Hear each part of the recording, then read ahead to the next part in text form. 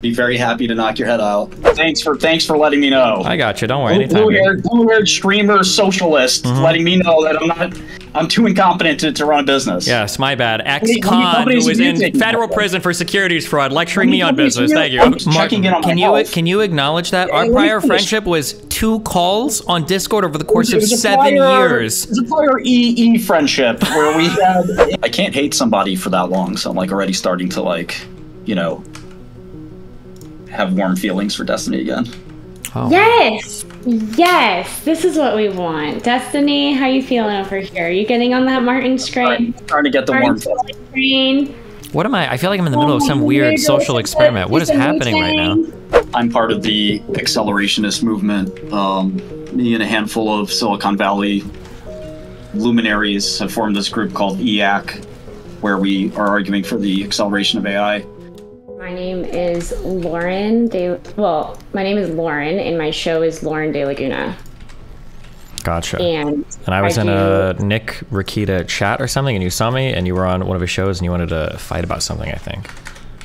Yes. Yeah, you were in the chat, and you were arguing with Nick, and then I looked at some of your content, and actually, like a week before, you had a conversation with Grace about Prouder, and I had seen that conversation as well, and I know Grace from just kind of my community, so I wanted to come on over and talk to you.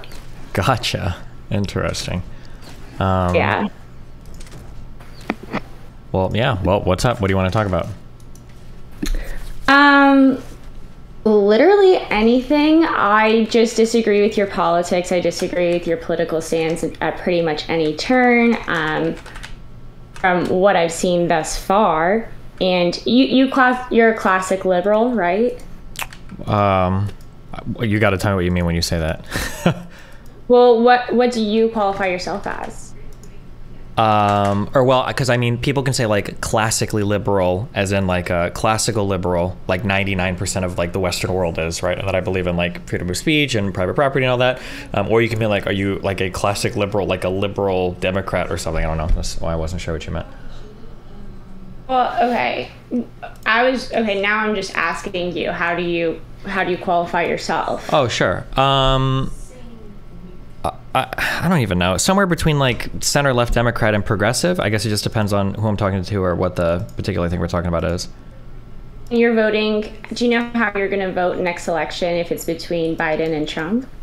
Ride or die on Biden. I don't even have to think twice about that. I can answer that question in a coma, okay? Also, wait, let me restart my Discord real quick. Hold on one second.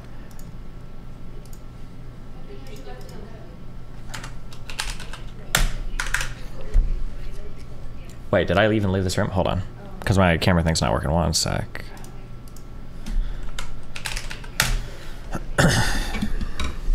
How does she know Grace from her community? What a strange world. What does that even mean? Isn't Grace like a 400 view per video Andy on...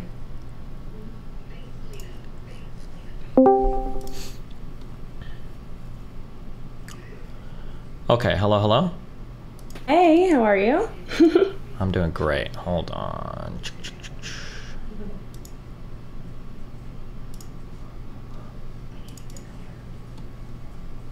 Boom, boom. How long have you been in like the debate space on YouTube or whatever? I don't do the debate stuff too often. The only person that I've really had a debate with is Hunter Avalone, but we've chatted twice. I've been doing YouTube for a year. We do all sorts of things. As for debate, though, we do have like a Judge Judy type show that I run as well, where I'm the judge. Interesting. We call it Law and Order. Okay, gotcha. Okay. And what, do you take like viewer call-ins and then you just try to like resolve their disputes or something, or? Well, actually, no, because I graduated law school. I actually recently passed the bar, too. I'm just waiting for character and fitness before I'm an attorney. So I thought it would be really fun to have people who they have silly issues that they almost want to take to real life court, but it's not worth the expense and whatnot. And they should just fight it out online in a court-like manner. And we have We're trying to set it up so that there's procedure, like not a lengthy one. We want to condense it, but we want to make it as legal as possible without being boring. Okay, So, gotcha. yeah, so we have attorneys that will represent you. We'll do exchange of evidence. We'll have pre-trial hearings, stuff like that. What's like the most serious thing? Are these going to be like, I think my husband cheated on me, or is this going to be like, I want to sue you for like $500, or like, what's like the most serious thing you think you've?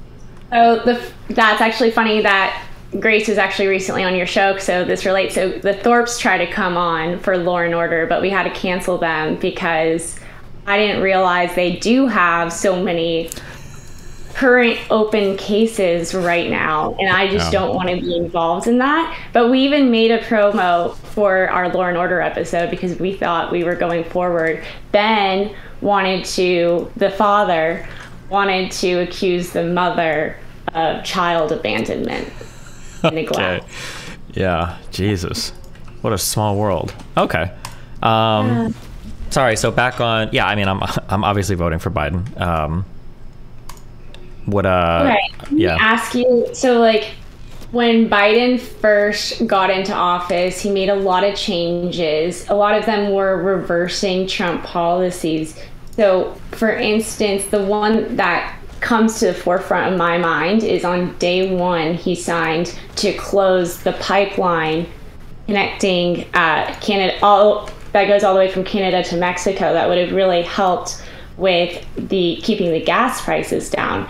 And then also, he's likely, if you're a liberal, you probably care a lot about global warming and the environment. So with the closing of the pipe, in order to then cover up his trail because of the plummeting,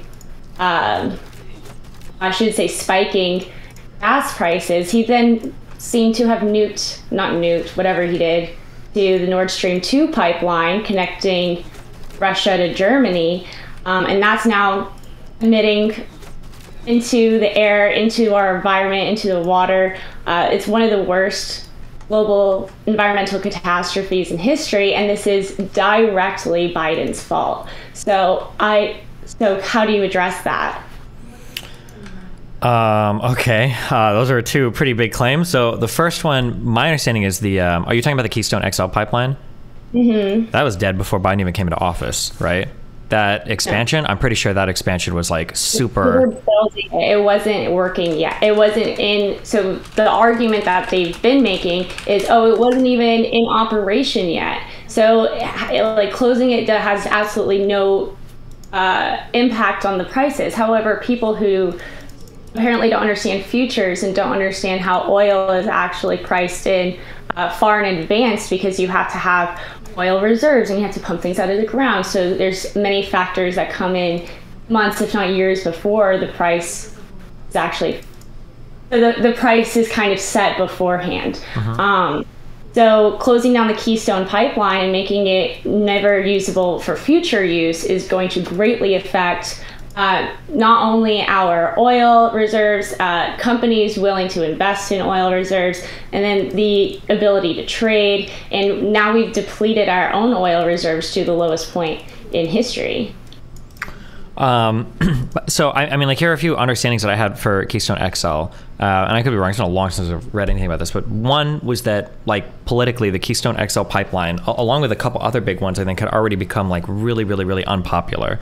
Like even under Trump, like these were just really unpopular projects because of all the protesting and all the energy, climate change related stuff. People just weren't huge fans of them. Number one, that was one understanding I had, and then the second one was that I don't think that this line is opening up like a ton of new energy coming to the United States. I thought it was just shortening existing pipelines and then making it so we wouldn't have to use like trucks as much. So like it's a bit of a help, but I don't think it was like a massive blow to U.S. energy infrastructure. But like I'm reading like March 2023 was an all-time high for U.S. exports of oil. Like. Right, isn't that scary? Especially when we're depleting from our own reserves. I mean, you said three kind of very interesting statement that I can bolster my point. So for first statement you said was, oh, well, this was people were protesting it because of the environment. And then the next point you said is it wasn't even a big deal. All it does is prevent trucking of the oil. Well, if you want to help the environment, you would absolutely have that pipeline in place so that you don't have trucks using fossil fuels to ship oil and then also spilling on sideways and causing all sorts of ecological disasters. So it doesn't really make sense if people actually genuinely cared about the environment to be protesting that. Maybe there were some 2 or 3 people with 5 Twitter followers freaking out, and I'm pretty sure protests for these pipelines have raged all across Canada and the United States. I think a lot of people get really mad. I think there was also a lot of people that were upset over crossing through really important aquifers as well. I used to live in Nebraska, and that Ogallala, whatever shit we talk about all the time up there, I think was one of the ones they considered too, and people were worried that like if there was a pipe explosion or an environmental disaster in one of the larger aquifers there, that it could also potentially be a huge, it could be a huge ecological disaster as well. In general, I'm not like opposed to like oil and stuff. Like obviously I'm a big proponent of moving towards green energy. I just don't know how big of a deal like Biden's opposition to Keystone XL was. Yeah, like I said, I feel like politically, like these projects were dead before he even came into office, and there were a lot of people arguing on both sides over potential environmental disasters relating to it. But we can agree to disagree there. And then also, as for protesters, I do think there is a lot of, in America and Canada, paid protesters. So I'm always curious when I see, especially when it's something with oil and something where money is involved. And there's also a huge financial push to shift to the green energy market. There's no shot. I don't. DeLaguna. We could disagree on this point, but what is your thoughts on the blowing up of Nord Stream 2? I mean, we still don't know who did it. I don't know if we're any closer to knowing who did it. Number one. That is weak sauce. Do we also not know if Biden's Hunter Biden's laptop is a Russian conspiracy theory? Is that the next thing? We don't know about that either yet. No, we don't know the source or origin of that as well, right? I'm sorry. It's so interesting that you accept these things as 100% fact with no evidence. Like you just said the thing about like the paid protesters. You think people are getting paid? People are paying millions of protesters to go across like the country to millions. Is millions now? Could you please? How many protesters do you think are getting paid, or like what is like the method, or like explain what you mean when you said that, because you kind of like skipped over that. Yeah, so there are Candace Owens actually covered this already in her documentary on BLM, and she covers how there are several several organizations that you can go to where they will be able to provide you with bodies to show up to whatever protest that you need. Okay, what do you, I guess, yeah, sure, well, hold on. What do you consider paid protesters? Because like, for instance, I could provide bodies to show up at a protest. I could say like, hey guys, like here's the thing that's important, like we should all go out and protest. Is that like a paid protester if I like tell my audience to go protest something, or? You're paying them. Okay, and is there evidence that a lot of people are being paid to go and protest? I mean, you could look at, you could not look at just what I'm saying. I highly suggest you do your own research into it. Candace Owens covered it a little, but a lot of people don't trust Candy. Well, I don't even care about whether it's Candace or not, but like, what was the evidence that she provided? So she called a bunch of these places, and she even got one of them on the phone in her documentary, and she spoke to them about potentially scheduling people to come and the price point and all of that.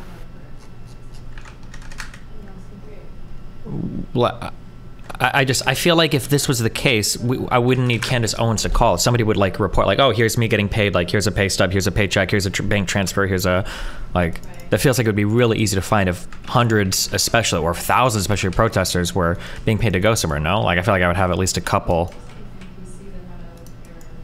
I mean, I don't know what the legal process is. If they're working for a company and they signed an NDA, I don't know if they're like, I don't know who these people are, or if, let's say when you sign up for one of these organizations, they say like, we'll only send you to liberal, or we'll only send you to conservative, or we'll only send you to Antifa. Like, I don't know how any of that works. Like, okay, you tell me you just graduated. Okay, you're a licensed attorney now, right? After you pass your thing. Not a licensed attorney. I still have to wait for character and fitness. Okay. But thank you. And now you have to swear in. Okay, gotcha. What are the chances that people are getting like hardcore NDAs for like $200 of work protesting? I don't know how. Well, okay. What if it's often work? So what if you really don't have a job and it's, let's say it's 200, like you make a quick $100. I don't know how much these people are making, and you get work every day, an entire summer in 2020, easy work, and you might have been there anyway. You might have not. I feel like to believe this, I feel like you need like at least like one piece of evidence to point towards it, right? Okay, like, here's another piece of evidence. A lot of protesters that have been arrested in Portland have also been arrested in Seattle, have also been arrested in Chicago, have also, so the same people are getting arrested in all of these towns. They don't seem to have jobs. There's also pictures of them circulating Twitter of them getting on various forms of transportations, whether they're all loading into buses or all loading onto an airline. So there is evidence. It just seems like you're going like this.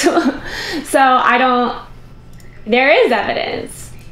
I don't know if how could these not be like groups of people that just like believe in the same thing and go and protest stuff together? Like I could probably find videos of like all the same people going, what? How are they affording it? Especially, okay, so like, for instance, the Antifa people really come to the forefront when I think of this. How in the world are they affording to get their butts on a flight and travel all of these different places? I mean, depending on your background, it's not that expensive to take a weekend to go and protest a little bit, especially if it's a thing that you feel like. Weekend? What? Like, it seems like it was pretty much every day, every weekend. They were traveling. give me two people that were traveling every day, every weekend. I don't believe you even know these people exist. I think you're just, that's the thing. That's an assumption you're making. I don't know the names of these people. I've definitely seen like the Andy No pictures where they show the same person getting arrested in multiple different cities. Sure. I'm sure there are a couple. We probably both agree that there are some people that can afford that, right? Not the same people that are also in homeless. Like there's pictures of these exact same people. Like for instance, the one person that stands out to mind is the man in the wheelchair that's at like every protest. Okay, there's also videos of him in a homeless camp in Portland. So what is he, homeless or world traveler extraordinaire? Well, okay, I mean, there could be multiple things going on. One, just because he's at a homeless camp doesn't necessarily mean he's homeless, right? He could just be wheeling by. Number two, if he is homeless and he's in a wheelchair, he's collecting disability, that sounds like a lot of disposable income, okay? Number three, let's say that both of those first 2 points were wrong, and he actually is homeless and he's not getting disability. If I was going to go out and pay people to go protest, why the fuck would I pick up homeless people and offer them $100 in a wheelchair to go? Like, that's like, that would be the worst. I'd probably go and just pay. I'd probably just go to a college campus and pay a bunch of college kids. College kids are busy. They have lives. Okay. These people have their lives. Whoa. Hold on. Wait. First of all, college kids are your best source of activists. So that is absolutely not true. For activism, for genuine activism. Getting them to hold on. Who do you think all the BLM protests were? Of course. What do you think the Vietnam protests were? It's a bunch of college kids. I think, Vietnam and BLM, two very different groups. I think BLM, a lot of it was just a bunch, the exact same Antifa types with black masks causing chaos in multiple different cities. Do you think that... Okay, I'm just hold on. Let's get a these Antifa people were not just college students. Let's do a reality check of all the BLM university. Let me pull up these like. Well, I'm curious of all the Andy knows Twitter. Sure, I know our good friend Andy know. You know those faces that Andy No shows, like the collage of mugshots. You think those people are going to UCLA? I have no idea. They're not. Okay. You don't know? You have no idea either. I do though. Don't we? Can we use some like general logic and discernment here? Well, if we're using general logic and discernment, every single thing you've said so far completely falls flat on its face, because the idea that you would pay wheelchair homeless people $100 to go and protest in other places rather than sitting on a college campus next to the dudes that sell Cutco knives and offer people $80 to go and protest doesn't make any sense whatsoever. In fact, why would I fly people around the country to go protest anywhere when I could just go to any local college campus and pick up like 100 progressives and pay them $50 and a box of pizza and go and protest somewhere? Nothing that you're saying makes sense at all. That's like an insane proposition that I'd be flying people out from Oregon to go and protest in California when I've got like the most liberal state of the world. Like, no, nothing you're saying passes any of the logic tests. So why don't you just pull up anything I'm saying? Why don't I just Why don't you just pull up the Candace clip? Why don't you could pull up the Twitter people on Andy No? You could pull up articles of not just me saying this. Okay, wait, hold on. Yeah, I'm sorry. So I'll do this if you want me to. But here's a question: of all the BLM protesters, what percentage of them do you think were paid? Like if you had to I guess, don't know if like it's in your always. head. I don't think it's just BLM, because I think a lot of BLM really was truly people. Like, okay, first of all, BLM protests are interesting. They started in the daytime. I think the daytime protests were a lot of genuine people who genuinely felt hurt in their heart, in my opinion, because the media portrayed it as though racism is extremely rampant today, and they believed that the media was telling them, and therefore they had genuine hurt in their heart. However, the people at night who, you know, Just so you know, when you finish with this, I'm going to re-ask you the same question. So, okay. I think a lot of them may have been paid. What percentage of the nighttime people? Mm-hmm. Maybe 10. Okay. That's like, I think that they were the most destructive. sure. That's like such a fantastic claim. I don't know how you can feel comfortable making that claim with just a couple pictures. Like, this would be an operation that is on the magnitude of paying tens of thousands or hundreds of thousands of people to go out and protest. We would have way harder evidence of this than Candace Owens making a phone call and trying to see if she can get accommodations to travel to a protest, right? Numbers, hundreds of thousands.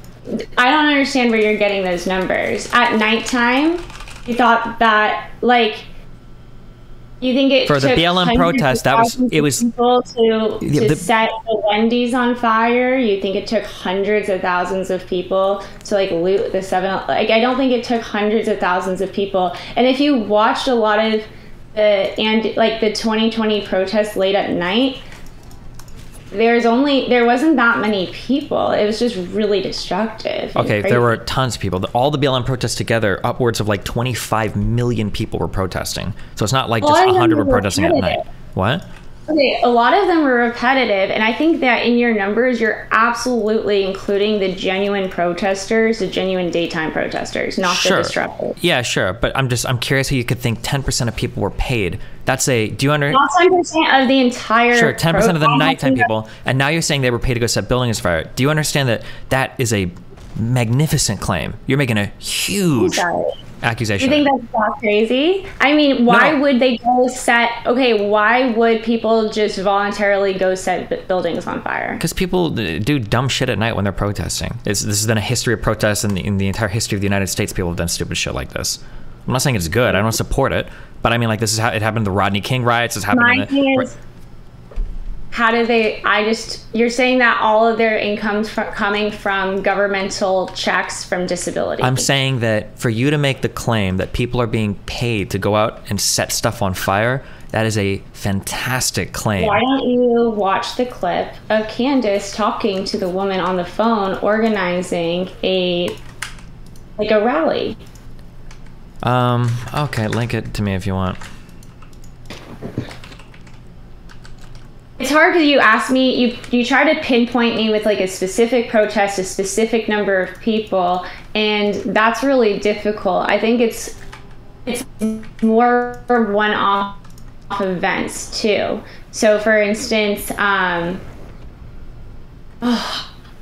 like, I just remember there was a time during when Biden was campaigning and he wasn't getting almost anybody. Like, he was having these circles drawn for chairs to come to his rallies, and then Trump was getting like hundreds of thousands of people. And I just remember one time there was a clip and it was just like some Biden people like, yay, Biden! And it just seemed so fake, and they weren't.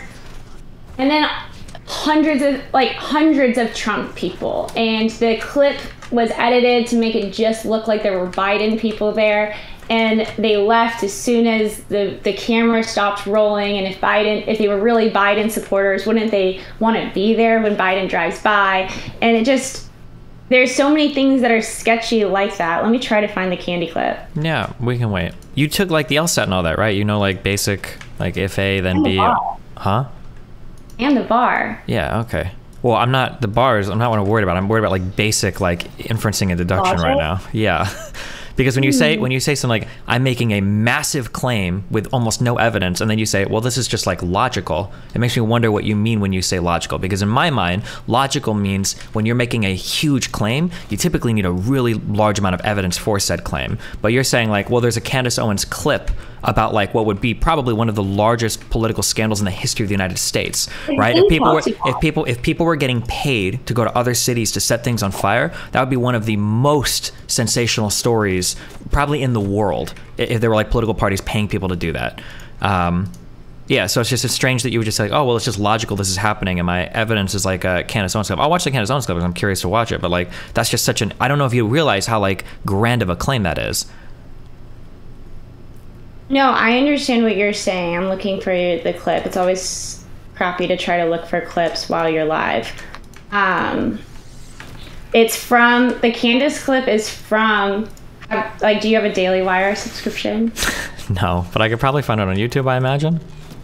No, they like do a good job preventing their stuff from going on YouTube unless I feel like they do. Wouldn't this be something you would want to publish somewhere for all the American people to know instead of hiding it behind a paywall? Isn't that kind of weird? What Is a Woman is behind a paywall.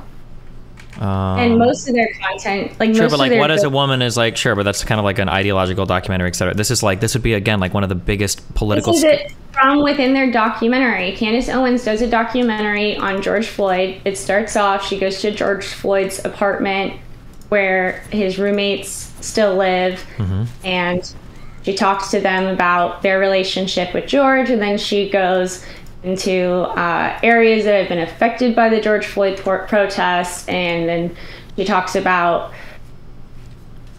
she kind of follows the money of BLM, and then she gets into the Patrisse Cullors stuff, and then she shows how a lot of the money from the Patrisse Cullors stuff has actually been funneled into like trans rights activism. And then at some point within that clip, she finds a protester website where you could just find people to Do you think that if somebody offers to cover travel costs, do you think that that counts as like paid protesting? Somebody's just like, we'll put you up like in a hotel or whatever? Kinda, yeah. Okay. Do you think that that's necessarily a bad thing? Yeah, like especially if it's not disclosed, if it's hush hush. I suppose if you're being open about it, but if you're saying all these people are genuine from this town, like these local residents care about this issue, and then you find out that a lot of the people there aren't even local residents, especially the most vocal or the most active people in the crowd are not even from the area, then yeah, I think that's disingenuous, and I think that's a bad thing. Okay, is there a way to get to a chat room for the room that we're in? Or can I, I'm gonna send you a message on Discord, okay? We can read this and you can tell me if you think this is real or not. Okay. I sent you a friend request. I'll accept, I guess. Okay, I'm gonna read this article for you. Tell me what you think about it. Candace Owens' Blexit group paid black people to attend Trump's reckless White House event. According to emails, attendees were required to wear a Blexit shirt. Donald Trump's first public rally since contracting COVID-19, held on the White House South Lawn, raised red flags for a number of reasons. Despite the fact that the president is still infected with coronavirus and many of his inner circle are still sick from his last super spreader event, the event didn't require social distancing, testing, or masks for attendees. Especially alarming is the fact that the event was predominantly attended by black and Latinx folks. According to is Candace doing exactly what she's accusing others of doing, in other words? Possibly. I don't put that past her for 1 second. Like, I love Kimberly Klacik, and Candace went after Kimberly, and that was it for me and Candy. I love Candy's work. I think she's awesome, but I don't put it past her to hire people to go to a paid event, and I think that's messed up, especially if she's going to be calling out Democrats for doing it. Okay, then I guess I have a PolitiFact thing on the Candace things, but I'm guessing you probably don't trust that website. But you could still show it to me, and I can like discern. You're not wrong, but sure.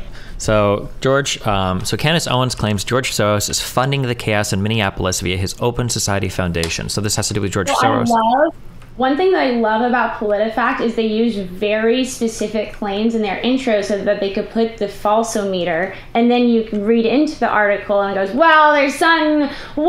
that you can get paid protesters. So you're trying to dispute the claim that paid protesters don't exist with this PolitiFact article, but the article title is George Soros is funding the chaos in Minneapolis, Open Societies Foundation. So now you have 4 things that have to be true. It has to be George Soros doing it. It has to be in Minneapolis. It has to be, okay, maybe 3 things. And it has to be with his Open Societies Foundation. So now you just show any one of those 3 things. So maybe it wasn't George Soros. Maybe it was George Soros' son. Maybe it wasn't in Minneapolis. Maybe it was in California. Sure. Maybe it wasn't in. Sure. Okay. So what? So that's why I did this true. site. I understand. What do you want to do for law? What's like your dream job? I guess. Ooh, so once I am licensed, may the Lord have mercy on me. I hope to work at a public defender's office. I have previously worked in a public defender's office straight out of law school. Really enjoyed it. I really enjoyed helping people. I like being challenged in my beliefs. With my belief system the way it is, like as of a year ago, I was extremely pro-police.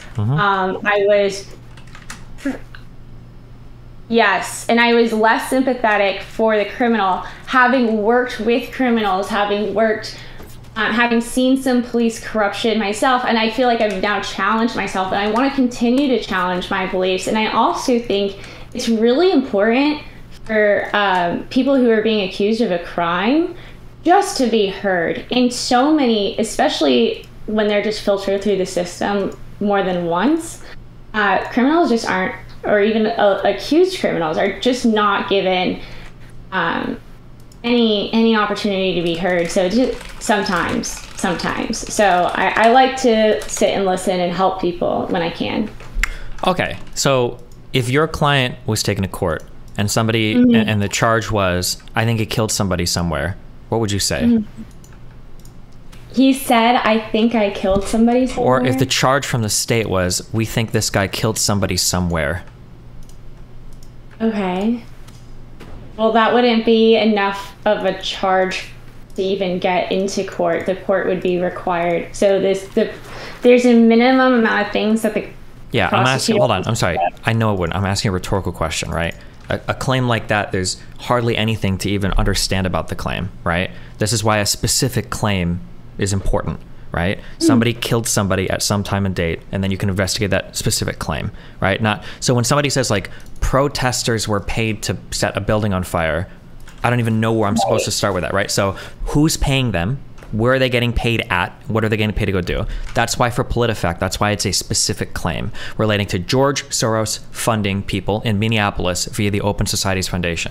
Now, if you feel like this claim is too specific, then that's fine, but there has to be at least one discrete specific claim that could be defended or attacked, right? It can't just be a broad claim of like, well, I think that protesters were paid to go protest somewhere. I don't even know how I can engage with that, right? You did that beautifully. Didn't you do a beautiful job already doing that by showing the Candy had paid protesters at her event? Yeah, that was about Candace Owens, but now I'm trying to figure out, Candace Owens is saying that BLM protesters are being paid. I thought I heard you made the claim, I could be wrong, but it sounds like you were saying that protesters are being paid to go and like vandalize stuff at night. That's a very strong claim. So I'm curious, like, where is that claim, and then can I validate it, or what is there evidence for that claim? So, I don't think she went as far as to say that these specific protesters were the ones causing the vandalism. She just went and she showed that there were multiple sites that you could go to where you could pay people, just bodies to come, and they offer pretty much any event. Like any event you want, we will get people to just show up. And okay. Well, let's say that I take what you're saying there at face value. Let's say that that's true what you're saying. If that's true, doesn't that meet the threshold earlier that you set for as long as people are open and honest about it, it's not a big deal? But they're not open and honest about it. And a lot of the how are they not open and honest if you can go to a website and pay for it and it's like everybody can see the website, right? But they don't show you like which events were actually being pushed or propped up by the site. And so this goes to the point when you were talking about the pipelines and you were like, well, I mean, a lot of people really care about the pipelines. And it's like, who are these people? Are they? Tons of people, bro. wonder- Even in Nebraska, where they're all like Republican, I would still hear people talk about that. It's like the Ogallala Aquifer or whatever. It's like one of the only things I live there. People talk about that all the time. It's super organic. A lot of people care about that. Yeah.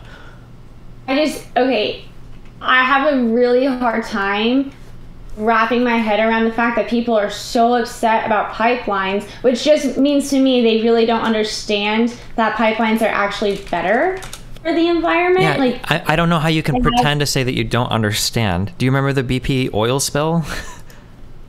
Yeah, was that above water or was that on water or land? That was in water, right? Wasn't it the Gulf of Mexico? Yeah, it was in water. And Sure. so is this... Well, I'm just saying, I'm challenging your claim when you're saying, like, I can't believe people would feel this way. There's a lot of people today that have in their minds probably really strong negative impressions of some of these pipelines. I think it's understandable that people would be scared or worried. Okay.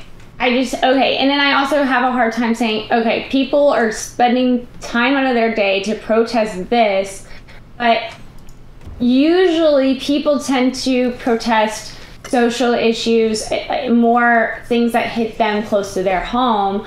And a lot of people were making money from the pipeline, especially like you were saying, Nebraska. So I'm having a hard time imagining a bunch of people protesting, man, we hate all of these new jobs and wealth coming to our town and clean environment, which might be like the BP oil spill, but on land. And so Wait, how can you not believe that when conservatives do it all the time? When you talk about green energy, conservatives are always like, we hate all these new jobs and we hate potential new wealth for manufacturing green energy. They do the exact same thing. They say we'd rather burn coal and fuck our environment up because that's where the older jobs are. Everybody will protest different things for a different set of reasons, no? No, okay, but green energy genuinely doesn't work. Okay. So that's why conservatives are against green energy. And actually, it takes a lot of coal burning and oil using to even start the wheels of green energy, such as like building a windmill. Uses a lot of coal and gas. So yeah, it's just counterintuitive and frequently doesn't work and often has a lot of issues and is more expensive. If people genuinely want to solve the energy crisis, they would be pro-nuclear energy, but nobody wants to be pro-nuclear. Well, people energy. aren't pro-nuclear either, though, right? Even though arguably that. But so how do you explain that? If nuclear is a pretty obviously good alternative energy source and people aren't okay with that, right? Doesn't that show that people are very emotional? Isn't it funny though that when I talk to you, you're a liberal, we disagree on almost everything, but then you and I both agree nuclear is good. When I talk to the average person knows that nuclear is good, but it seems like only... I don't agree with that. I don't think the average... No, absolutely not. I think what the average person would say is what? Fukushima? No, they would say that nuclear is good and chill, but you better not fucking build that power plant in my city. I think that's what the average person would say when it comes to nuclear power. I mean, look at, I think France had most of the nuclear power plants in the world, and didn't they decommission a ton or shut a lot of them down? I think they did in Germany as well. Did. Yeah. And look what like France was doing really well with their energy. It was one of the only good things about France, and then they thought that one of the nuclear only good energy things about France. is potentially dangerous. Okay. And so they started switching to green energy, and now they're having an energy crisis right now, and they anticipate more people to die of freezing to death in Europe than any previous time. And part of that also has to do with the oh my god, I want to keep calling it Nord Stream 2. Yeah, Nord Stream 2 pipeline. I want Keystone. Yeah. I'm trying to show you, okay, because the claim you originally made is you can't believe that people would protest against something so obviously in their self-interest, right? But I'm showing you that, yeah, people unfortunately do all the time, right? They protest things where it's like, there's probably in your self-interest to support this particular thing, but people protest against it.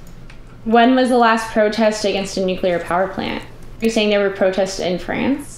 Without even looking it up, there must have been. Otherwise, where would the parties have had the popular support to decommission them? I would imagine it would simply just be the people in charge because they have bad leadership. I don't think doesn't France aren't France like notorious for like insanely violent, crazy fucking protests? Do you think that people would just sit idly by if all of them were pro-nuclear and somebody was trying to decommission their power plants?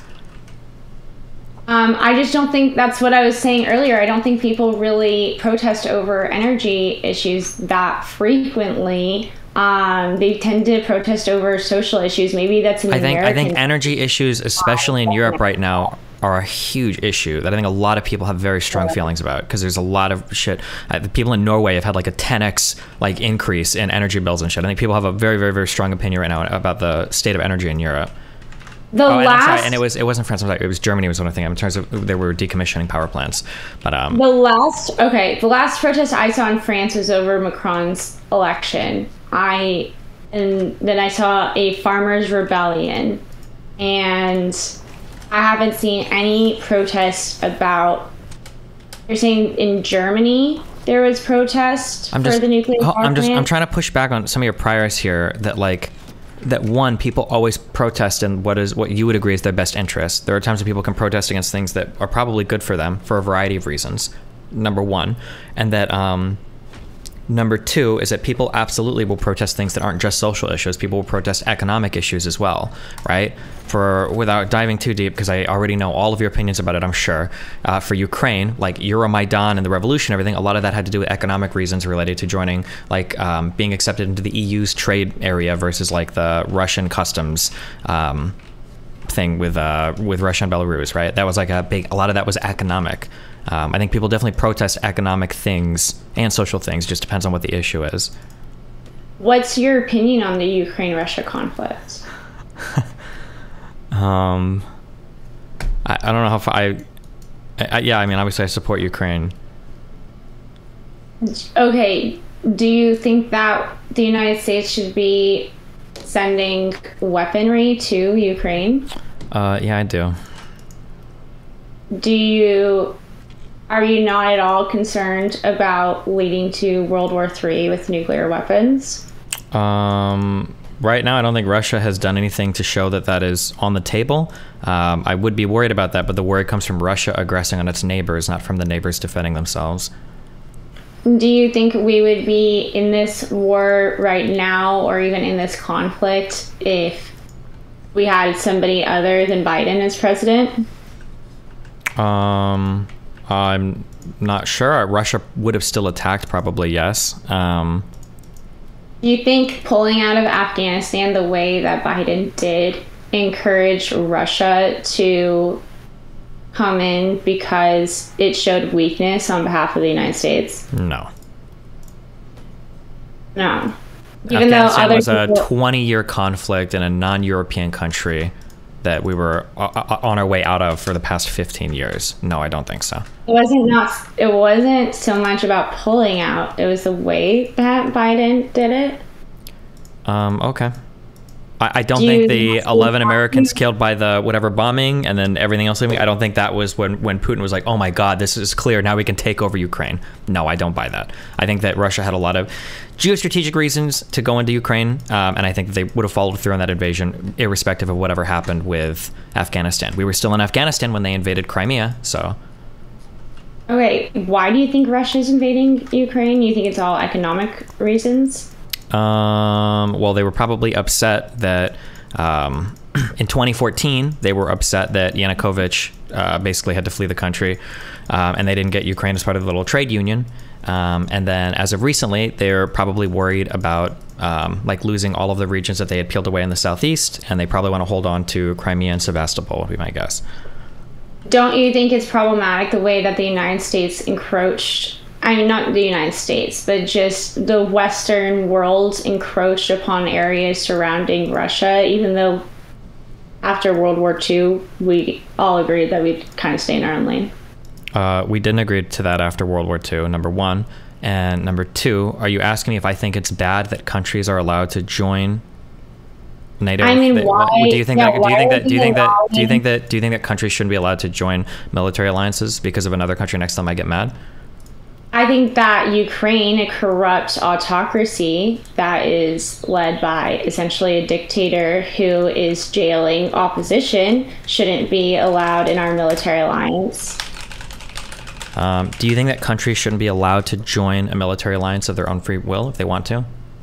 I definitely don't think that we should be joining alliances with countries, especially if it's going to be upsetting nuclear powers. It doesn't advantage us. It puts us at a weaker military position, and it makes us culpable, or not culpable, but partially liable and responsible for just another corrupt country. Yeah, I don't think that countries should just be allowed to join our military alliance. Okay.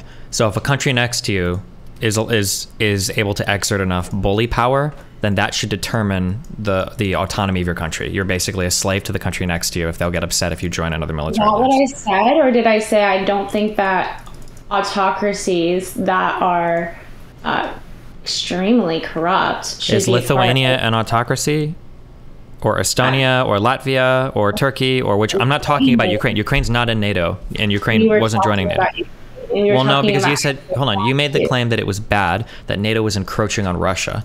So I'm trying to figure out, like, which country do you think shouldn't have been allowed to join NATO? And how can you make the argument that, sorry, country, you're not allowed to do this because a country that you've historically had problems with next to you doesn't want you to? I don't understand. What benefit did we gain? What? What benefit did we gain from having them join our alliance? An unprecedented era of stability and relative peace in Europe? Well, apparently not. Well, apparently, right? Because there haven't been like any major conflicts that historically ravaged Europe for centuries. After 91, when the Soviet Union fell, more countries have joined NATO, and people have been pretty chill, right? You don't really attack a country that's in NATO, right? So it seems like for the countries that joined, it actually did go pretty well, right? There's a reason why Russia is going into places like Georgia and Ukraine, and not into places like Poland or the Baltics. Right, because they don't want conflict. Correct. So it seems like joining NATO was good, was a big plus. It seems like we're poking the bear. It seems like we purposely We're poking the bear by saying, if you join this alliance, you're not going to get attacked by somebody. Do you understand how sociopathic that sounds? I think by having negotiations with Ukraine about joining NATO, we absolutely were poking the bear. Okay. I don't think that a belligerent country next to you should be allowed to dictate the future of your country. I don't know why we would say that. You don't think that Ukraine is corrupt? Ukraine has issues with corruption, especially historically, yeah? Okay, so Ukraine has issues with corruption. Why should the United States then go in and not only send military weapons, which, mind you, when a place is corrupt, government is corrupt, you're getting billions of dollars in weaponry, some of that weaponry will get siphoned off for corrupt purposes, right? Financial gain, because corruption. So you want to send weapons to a corrupt country because why? I'm sorry, why? To defend because Russia shouldn't be allowed to invade countries in Europe and steal territory from them. The rules of the world don't really fit that mold anymore. We don't allow people to invade a country and steal territory. And to ensure the relative peace and stability in Europe, it's probably important that we stand by that message with every way that we can, right? So after the Soviet Union was broken up, there's been constant, especially like the Crimea area, there was never peace in that area as to whether or not that was part of Ukraine or Russia, and after 91, Crimea was absolutely part of Ukraine. Yes, on paper, yes. No. Yeah, it was recognized by including Russia. Every country in the world recognized that Crimea was a part of Ukraine. Yes. Yeah, but you don't think the people who lived there felt much more aligned with, like, the actual citizens of Crimea, and a lot of the rebellions in that area actually felt closer identity with Russia, which was creating a lot of the conflict in that area in the first place. One, that's why they no. And two, even if they did, it doesn't matter. That doesn't give another country a right to come in and invade you and take it back. If a whole bunch of people in Texas were saying, like, you know what, we actually feel closer to Mexico than Texas, would that give Mexico the right to invade the United States and start taking places? No. But if Mexico and America and the United States had been one country, and then it had been split, and let's say, I don't know, Baja California ended up being part of Mexico, and then all of the people there were like, actually, we're really not Mexican, like, we're just not. we're American, and we've always felt American. I could kind of see America being like, yeah, we're gonna take Baja California back. I don't even know how to engage with this argument. I'll just reiterate, like, there is a map, and on the map there was the country of Ukraine, and after the Soviet Union fell, literally every single country on the planet said, hey, this is Ukraine, this is your territory. Some group of people there can't say, hey, we don't want to be here anymore, can Russia come and invade? Do you understand that, or do you not understand that? I love how you are like, maps are so set in stone. You know, we set a map in stone, but then you're probably the same liberal who's anti-colonialism and is like, it's the maps. These random white arbiters came in and set up these maps and destroyed everything, and it's not, you get what I'm saying? No, like, I'm going to repeat the question. In 91, okay, Ukraine had borders that every country in the world recognized, including Russia. So why should Russia now say, no, we're going to go and invade and take your shit?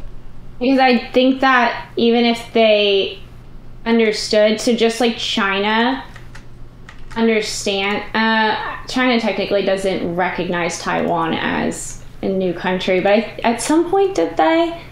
It's similar sentiment. It's similar sentiment. China, I think, yeah. No. Yes. No. Yeah. Because China does not recognize Taiwan as its own distinct thing. Both Taiwan and China consider themselves like China. I'm pretty sure that, like, isn't the government in Taiwan literally called like the People's Republic of China, I think? Or it might be, or it might be the other way around. China's just more vocal. No. Hold on. That's not comparable. It might be, or they might call it the ROC, the Republic of China, is what Taiwan calls itself. Sorry. For Ukraine was recognized by Russia as its own independent country with its own borders. That Taiwan and China are not the same as Ukraine and Russia, because Russia did recognize Ukraine. They even signed a memorandum in '94 saying they wouldn't invade or take or steal anything as long as Ukraine gave all their nuclear arms back to Russia as well. I wonder why they would have said that. Was it maybe because they wanted nuclear arms? No, it's because Ukraine was... Hold on. Holy shit. You're so smug for how little you know. It's actually driving me fucking crazy. I'm sorry. Okay. Ukraine was, in my understanding is that when the Soviet Union existed, Ukraine was the place where a ton of the nuclear weapons from the Soviet Union were stored, right? Yeah. A lot of this arsenal was aging. I don't even know if they had the codes to run a lot of this stuff. They didn't really have the ability to maintain it. And as a goal for nuclear non-proliferation in the world, we typically want as few players as possible to have nuclear weapons, right? So as part of this, we signed 3 different memorandums between, I believe it was Kazakhstan, Belarus, and Ukraine, I believe. The 3 Budapest memorandums in '94. There were 4 or 5 signatories to this, and they said, hey, listen, why don't you guys give your nuclear arms back to Russia? They've got the codes and everything anyway. They can take care of like managing all of it. And in exchange for that, we promise we're not going to invade and fuck with you, because we know that giving up nuclear weapons is scary, because if you give up nuclear weapons, sometimes people like Russia will invade you, and that's really shitty. So we're not going to invade you, right? That was in '94 why that happened. But they still got invaded anyway. What kind of message does that send to the world? If you're scared about like nuclear proliferation and nuclear war, wouldn't you be more scared that we're basically sending a message to the world saying that you're either part of NATO or you have nuclear arms, or else Russia is going to invade you? What? What countries did you say signed these pacts? Well, there were 3 different memorandums. I believe it was between, I thought it was Kazakhstan, Ukraine, and Belarus. They're not Russia. No. Those were the 3 countries that were giving up their weapons. The signatories to it that ensured the safety. I want to say it was like the U.S., Russia, I think like France and Germany, and maybe the U.K. I don't remember. I have to check, but... U.S. So... this doesn't sound like Russia. It just kind of reminds me of all of the memoranda of like the Treaty of Versailles. It just reminds me of things that get signed that don't actually have any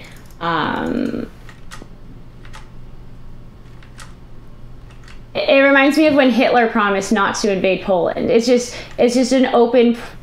this like false promise in order to get what they want. They don't want Ukraine to have nuclear weapons. It makes it easier. Yeah, we didn't. No. But that was very blatant. We don't want Ukraine to have nuclear. Ever genuinely recognized Ukraine as its own. I mean, maybe parts of Ukraine, but Russia always has wanted to become the Soviet Union again, and in my opinion, and they had to lay low. So okay, well, if that's true, we probably shouldn't let them, right? Wouldn't that be, if the U.S. had one prime directive, wouldn't it be to not let the Soviet Union come back by blowing up all the people around them? Wouldn't that be like a noble goal? You think it's noble to blow up all the people around? No, noble to prevent Russia from reforming the Soviet Union by conquering all their neighbors? Well, I think it would be a noble goal. It's hard because I mean, obviously the Soviet Union did horrendous things. That being said, so does North Korea, so does China, so do all these other countries, and I'm just not really into invading other countries. We're not invading Russia, though. We're protecting. If China were to try to invade Taiwan, we would probably step up and help defend them, but we're not invading China. If Ukraine is getting attacked by Russia, we'll help Ukraine, but we're not invading Russia. I think that we've been poking the bear with Russia. Okay, so first of all, with Taiwan, I just feel like these are two very different things. Taiwan. Well, they are. I agree they are different. Although initially you tried to say they were the same, but I agree they are very different. Yes. No. I just meant that Chinese approach to the way that they interact with Taiwan is similar to the way that Russia interacts with Ukraine. But I don't think that the way that the U.S. should respond is the same. The way that the U.S. relations with Taiwan is completely different than U.S. relationships with Ukraine. Ukraine is an extremely corrupt country that jails opposition. I think since 2014 and onwards, Ukraine has made significant steps towards reform to try to get their country to be less corrupt, right? That is a process that Ukraine has been. Since the war has waged, Zelensky has jailed political opponents. I'm pretty sure we're missing a fuck ton of context there, but if you want, we can start pulling up articles and reading it. But I'm pretty sure it tended to be people that were associated with oligarchs that were spreading Russian propaganda, or explicitly pro-Russian parties. It wasn't just all political opponents. But we can go through and read exactly that if you want. It's okay to arrest people simply because they're saying what you would consider propaganda? And then also a lot of the... Hold on. If you okay, first of all, in the United States, we literally fucking threw every single Asian person in an internment camp during World War II. Okay, so we have a history of that in our country. Okay, what? First of all, that was exceedingly racist and wrong, and it's a stain on American history. That being said, we didn't throw them in jail for spreading propaganda. No, it was worse. We threw them in jail just for being Japanese. Well, yes, because we were at war with Japanese. It was the first time we've engaged. I mean, I'm not trying to justify it. Well, sure, but hold on. Every justification you're about to give here, why wouldn't I say the same with Ukraine being at war with Russia, who are right on their borders, and now you've got pro-Russian parties inside your country? Like, I feel like we walked right... No. But you're saying it's not just throwing Russian people in jail. It's saying people who are pointing out facts that you disagree with, calling it Russian propaganda, throwing them in jail. No, I don't think it's... One is bad, but they're very different. And as for like the Russian propaganda, a lot of it was just honest. So for instance, pointing out that the ghost of Kiev doesn't exist, pointing out that people aren't getting thrown in jail for pointing out There's a lot of propaganda that was just bullshit coming from Ukraine, and if you pointed it out as bullshit, then you were thrown in jail. No, that's not how that worked. I'm sorry, but political opponents were thrown in jail. Look it up. I have looked it up. It was like one of the areas that I'm read on. They're not just throwing people in jail for saying the ghost of Kiev wasn't real. That's not true. It's not just for saying the ghost of Kiev isn't real. It's for being a political opponent to Vladimir Zelensky, and you're saying all political opponents of Vladimir Zelensky did not get thrown in jail. That's also not true. I I didn't say all. You like I'm saying if you were an opponent and you, like for instance, you justified it by saying, oh well, they were spreading Russian propaganda. What I said was, in Ukraine, they banned explicitly pro-Russian political parties, which I think is probably fair if you're at war with Russia. I think that's okay. Do you think that's outrageous? Do you think you shouldn't do that, or? I mean, if we as an American society value free speech and value the ability to have a political party, then yeah, I do think that's ridiculous. And we didn't throw people in jail for being pro-Vietnam during the Vietnam War. So I actually did. Didn't America have? Okay, yeah. We later determined that it was a violation of our First Amendment, and we've since made.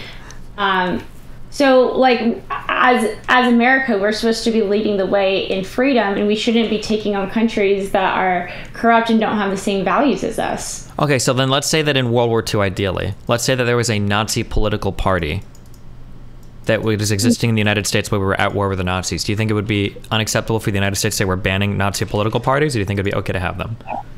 No, I think that would be unacceptable for and I'm Jewish, so I would think it would be unacceptable for the United States to ban Nazis. Yeah, it would be a violation of our First Amendment. Okay. Do you think that in the United States, do you think that we should enforce our constitutional rights to freedom of speech on every other country in the world that we help? No, that we help in war? Yes. Yeah. Well, if we're going to be helping them in war... Okay, because, like, the United Kingdom doesn't view freedom of speech the way that we do. So should we not have, like, done Omaha Beach and Normandy, and should we not have helped in World War II because we don't have the same constitutional rights in the United States as other people do across Europe, or? So yeah, America has more expansive rights than Europe, but Europe does have similar morals. Obviously not the exact same constitution, and their First Amendment is really weak, but especially at the time that we were in Normandy, they had very similar values to us in terms of freedom and democracy, and that's what we were fighting at the time. And so now you want America to back Ukraine, but Ukraine isn't even fighting for freedom and democracy. Ukraine is, fighting for their own right to exist as a country, and sure. You don't think fighting for your right to exist as a country is kind of like step one to like freedom and democracy? They didn't have, even when they were their own country before they were being invaded, they were still a corrupt. Corruption doesn't mean you don't have a democracy. Yeah, Ukraine definitely had a lot of issues relating to corruption, but they're less. Do you think that Russia has problems with corruption? Yeah, I think both Russia and Ukraine are corrupt cesspool countries. Yes. Okay. Do you think that Russia has the right to invade Ukraine, and do you think that's healthy for the overall state of Europe? No, but I don't think that it helps what do you mean by the right? What does even the right mean? I think there's international conflicts all the time that the United States doesn't get involved in, even though one side might be wrong and the other side might be right. Sure, but I think we have like a special... Conflicts tend to be more complex than wrong and right. Anyway, that being said, I definitely don't think the United States should be getting involved in the Russian-Ukrainian conflict when there seems to be no beneficial advantage to them, and Ukraine isn't even close to the same morals as the United States. Okay. All right. What else do you want to chat about?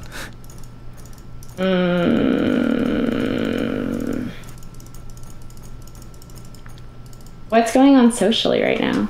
It's all trans stuff. Trans stuff.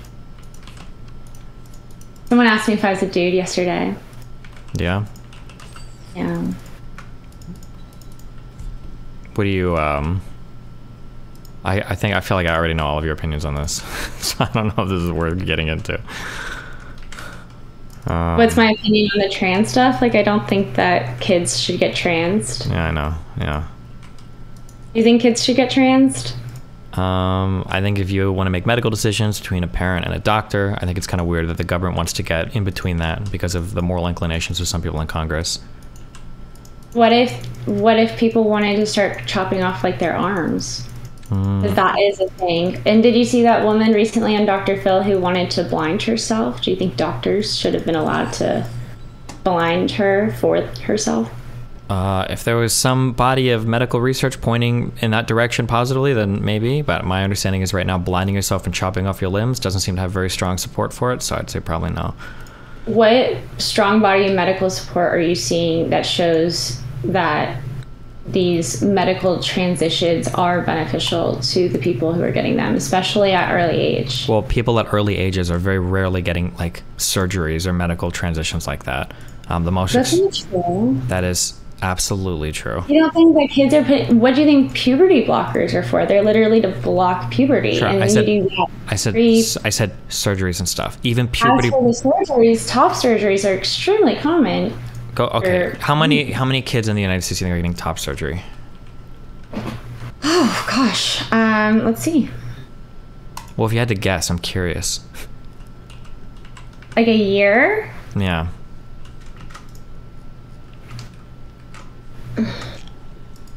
I'm gonna guess over 100.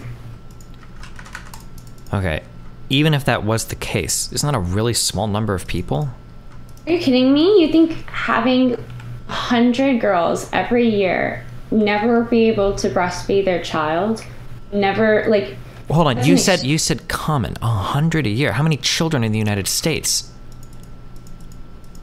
You think that's just not a big deal because it's only... No, you said it was common, and now you're telling me 100. We have over 300 million people that live in this country. How is 100 a year common?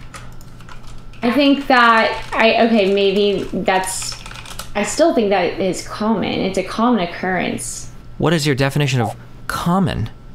Are you talking about, like, percentage of population? I just don't even know what you mean when you say common.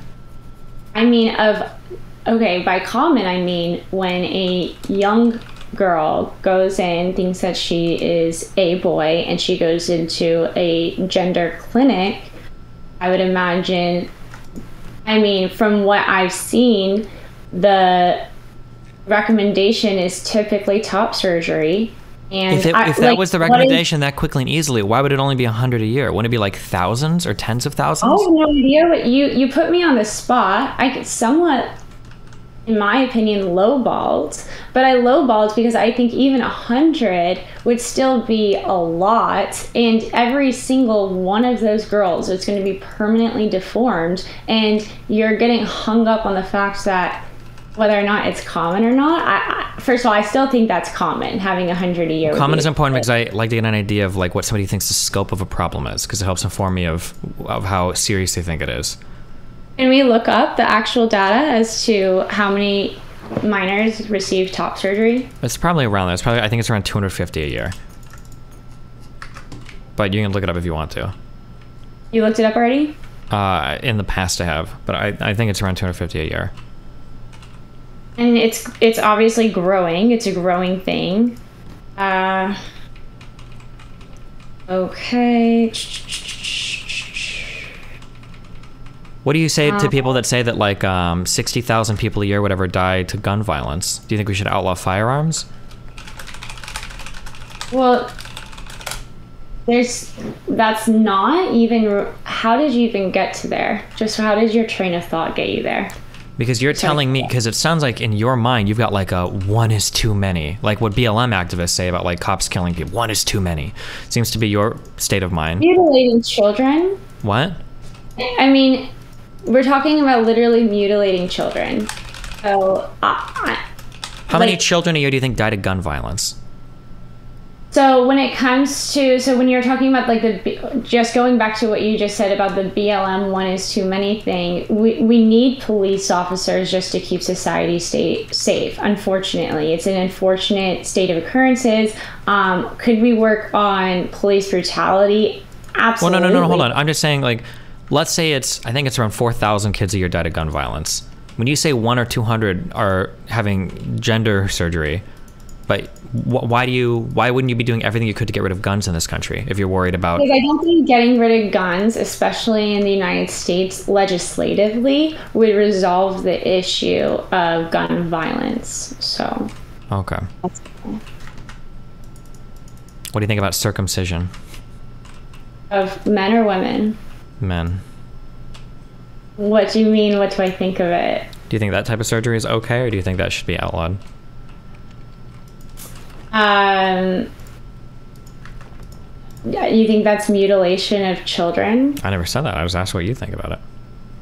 I don't think that's mutilation of children, and I don't. Why not?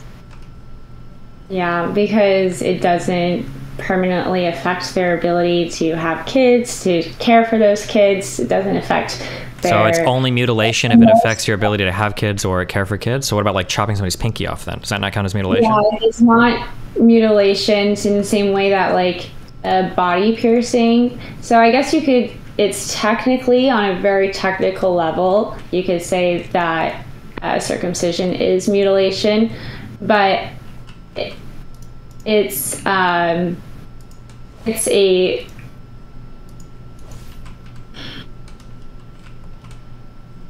not something invasive, and it's not going. It's not wait. Yes, it absolutely is. What do you mean by that? So, like, let's talk about the difference between circumcision and transgender surgery. Like, okay, so the surgery for becoming a woman involves splitting the member in half and turning it inside out, and you'll never be able to experience a typical orgasm ever again. You'll never be able to procreate. There's many complications. You have to. Why are we talking about bottom surgery now? How many children are getting bottom surgery? We're talking about penis. Okay, so now you want to. Okay, even with the breast surgery, if you get the top surgery, you're not ever going to be able to breastfeed your kid. You're going to be deformed in a way that the world can see every time you wear a shirt. You're going to but these people feel deformed when the world sees that they have breasts, right? That's the whole reason they get the top surgery. The key point that you're making here is the word feel, and I don't think so. Like circumcision, the reason people get circumcision is to keep themselves healthy and clean. Well, no, the reason why you get circumcision is because it's a cosmetic dick surgery for your child. That's why you get circumcision. Well, no, originally biblically, because as a Jewish person, I actually kind of take offense to that. I don't care. Hold on. As a penis haver, okay, you can't say cutting off part of the dick, right? You could probably cut off a whole bunch of parts of the labia to help with vaginal cleanliness, but you wouldn't do it because that... You absolutely can. What do you mean? You could if you wanted to. And yeah, there are tons of different types of female genital mutilation. So there are female genital mutilation, and it actually harms with health. And now there have been recent studies that have been debating whether or not circumcision is helpful or harmful actually to the health of the baby. However, it originated in the Bible. It's a holy... It originated... I'm assuming you don't believe in God at all. No, but it doesn't really matter. Like circumcision is a cosmetic surgery. It's a dick surgery you do to your children to make their dicks look nice. That's the only reason you. That's what. I always find it funny how whenever you're talking to someone about like someone who doesn't believe in God about something that is related to the Bible, it always gets boiled down into simple and silly and.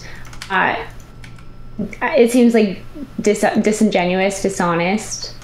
What part of what I just said is disingenuous or dishonest?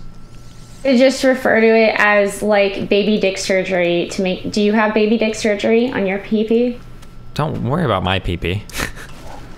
But I'm just that is what it is, right? No, there's a grander purpose to it. To have your dick look good for God, or what is it? Tell me, help me with the grander purpose. Yes, there is also biblical reasons for it. Yes, I mean, with Sodom and Gomorrah, it was like a thing where the only one spared was the one who got circumcision and walked away and didn't look back and turned into a pillar of salt. So I just... Is that what we're worried about, our children turning into pillars of salt? There's so much. It's hard because I am working on becoming more of a religious person, and I was a liberal for a really long time, and I didn't believe in God. And just recently with COVID and everything, I feel like my eyes, like I feel like I've seen too much to go back And then as for the religious aspect, my mom's Jewish, my dad's Catholic, so I didn't really go to temple or church that much because it was like I went to both, but both infrequently.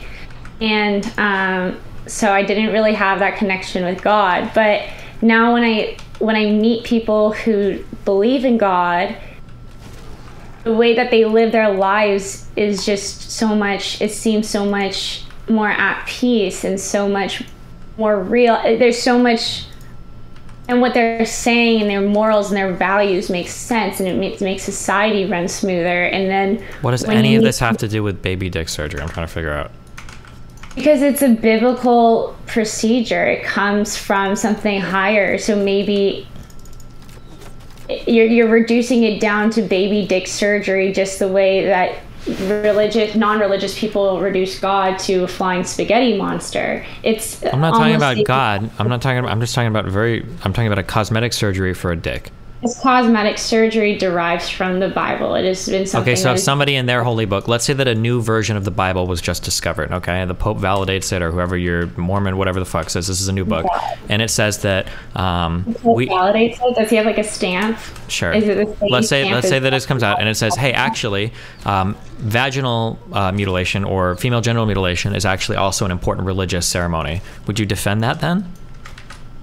Well, absolutely not. And there's like several reasons for that, because so you're just trying to, this is just another way of dismissing the Bible. It's just, hold on. I'm not dismissing anything.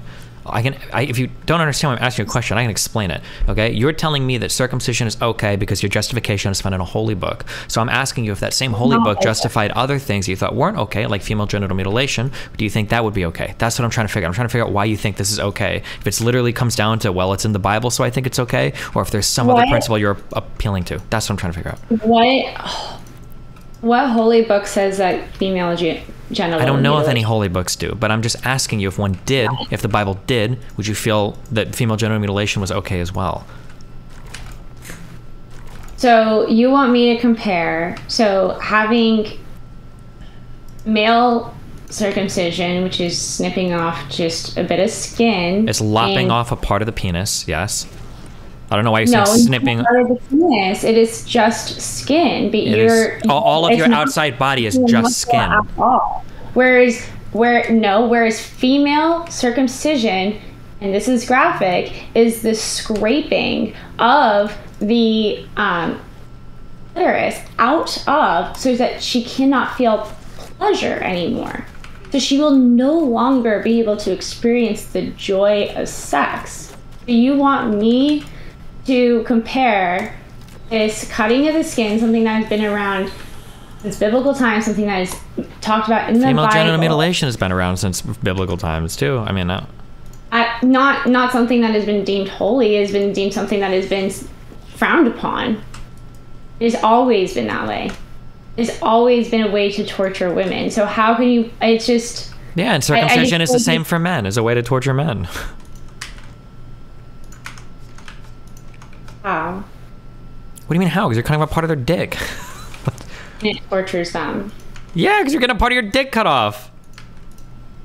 For the rest of their lives. They don't grow it back. So you're telling me that men who have circumcisions are unable to experience the joy of sex? I didn't say that. I said that you're cutting off part of their dick. You're probably reducing some level of sensation, but it's not like you're going to know. There's a difference. Men will temporarily feel pain because their skin is getting cut, whereas women will never be able to experience the joy of sex. What about lighter forms of female genital mutilation, where it's just like some cutting of the labia or cutting of like the clitoral hood or whatever? Like there are different stages of like female genital mutilation. Not all of them involve completely destroying the clitoris. You're saying if this were in some sort of holy book? Yeah, would you be okay with that? Yeah, okay, well, it hasn't been, and this abstraction is really hard to, because I'm so confused, because you took the LSAT, and I know there's a lot of, like, abstraction and philosophy and stuff like that, so I don't understand how a lawyer is completely unable to comprehend a hypothetical. It doesn't make sense to me. You should have one of the best equipped brains in the world to deal with this, assuming you graduated from law school. Like, philosophy degree is one of the leading things that get you into law school. I don't know how you can't comprehend a hypothetical. I don't understand it at all. It's blowing my mind right now. It blows my mind that you want me to even take a hypothetical in which God would want women to be mutilated like that. It blows my mind that you're okay with a guy that wants little boys to be mutilated. Because they're not mutilated. It is mutilation. You're chopping up part of their dick. I think it's a weak argument, and it's also a major... That's not, hold on, that's not a weak argument. That's just a fact. That's what circumcision is. It's cutting up part of somebody's dick. Deflecting from the fact that hundreds of young girls every single year in this country are having their breasts removed before they even reach the age of 18. Okay, that was a nice deflection. Well, baby boys have this skin cut off their pee-pee, so... Yeah, it's not the same. It's not even kind of the same. True. Like, do you have any empathy? Okay, do you have any empathy for the people who detransition? Yeah, of course. I've spoken to a few of them, yeah. Do you have any empathy for people that aren't able to transition? Because people like you want to block them from being able to access any of it in childhood? I would like to help them without having mutilation of their bodies. I think that there is a way to help them. I think that mutilating their bodies is not the way to do it. Why we haven't discovered that way yet, have we? After hundreds of years, it seems like we haven't been able to talk trans people out of it, have we? There actually have been a lot of people and a lot of studies about especially children who don't go through the process of transitioning, who actually realize, oh, maybe just everyday mindfulness, recognizing that I am okay in the gender that I am, it actually has helped. I mean, Steven Crowder has quoted... To be clear, no, that's not true, but go ahead. Steven Crowder has quoted the 80% of kids who have considered transgender who decided not to do it. Sorry, it was... Are you talking about desisters? No, I forget the exact statistic, but it was a large portion of the kids who decide not to transition end up choosing to stay not transition and not going even into their adulthood. So it was like 80% of kids who experience oh right, that's what it was. 80% of kids who experience gender dysphoria who don't transition do not experience gender dysphoria post-puberty. Yeah, that's probably true. There's a lot of people that... If you're transing the kid, so if you... I don't know what you mean when you're saying transing the kids. It's not about transing the kids. Hormone blockers, if you put them on hormone blockers. So if you... Okay, hold on. Do you think that... Do you think that trans people exist at all, or do you think it's all fake bullshit? I think that it's gender dysphoria. I think gender dysphoria is real. Okay, do you think that there are ever people that need to transition, or is all transitioning bullshit? Bullshit? I don't think anything's bullshit. I just think that people... Do you think there are people that need to transition to alleviate the dysphoria? Like, I don't think the medical is ever necessary, no. Okay, gotcha. The physical surgery is ever necessary, no. Okay. No, I think let's say, for instance, however, Destiny, let's say that it actually, if you were to get the surgery, it would turn you into a perfect woman somehow, and it was divine, and even then it would be kind of like playing God. But it might be better, but the problem is a lot of these people... Okay, so like one person I spoke to had a really bad reaction to the testosterone after they already started getting surgery. So now they can't take the testosterone anymore, and so it's like this amorphous person, and androgynous maybe would be the better word. And it's hard because these surgeries are not very effective at getting people to the desired looks or the desired effects that they think it's going to be. So even if you really, it just kind of reminds me of South Park, like Mrs. Garrison. Like she thought she was going to be a woman. She thought she was going to get her period, and it doesn't actually turn you into the gender that you want to be. All it does is it mutilates your genitalia and it makes you incapable of having a good sexual experience. Gotcha. All right. Any other crazy topics you wanted to bounce around? What's so funny? I don't know. I mean, do you think it is necessary to turn a penis inside out ever? I mean, you think it's necessary to chop off parts of a dick because of some verse in the Bible that you don't even know. So I mean, like, it's all the same memes to me, I guess. But what other, any other topics you want to? I mean, does it not bother you that the rate of suicide is highest 10 years post-surgery? Does it not bother you that a bunch of little baby boys are screaming and crying in doctors' offices while parts of their dick get cut off so that their dads like the way their penises look?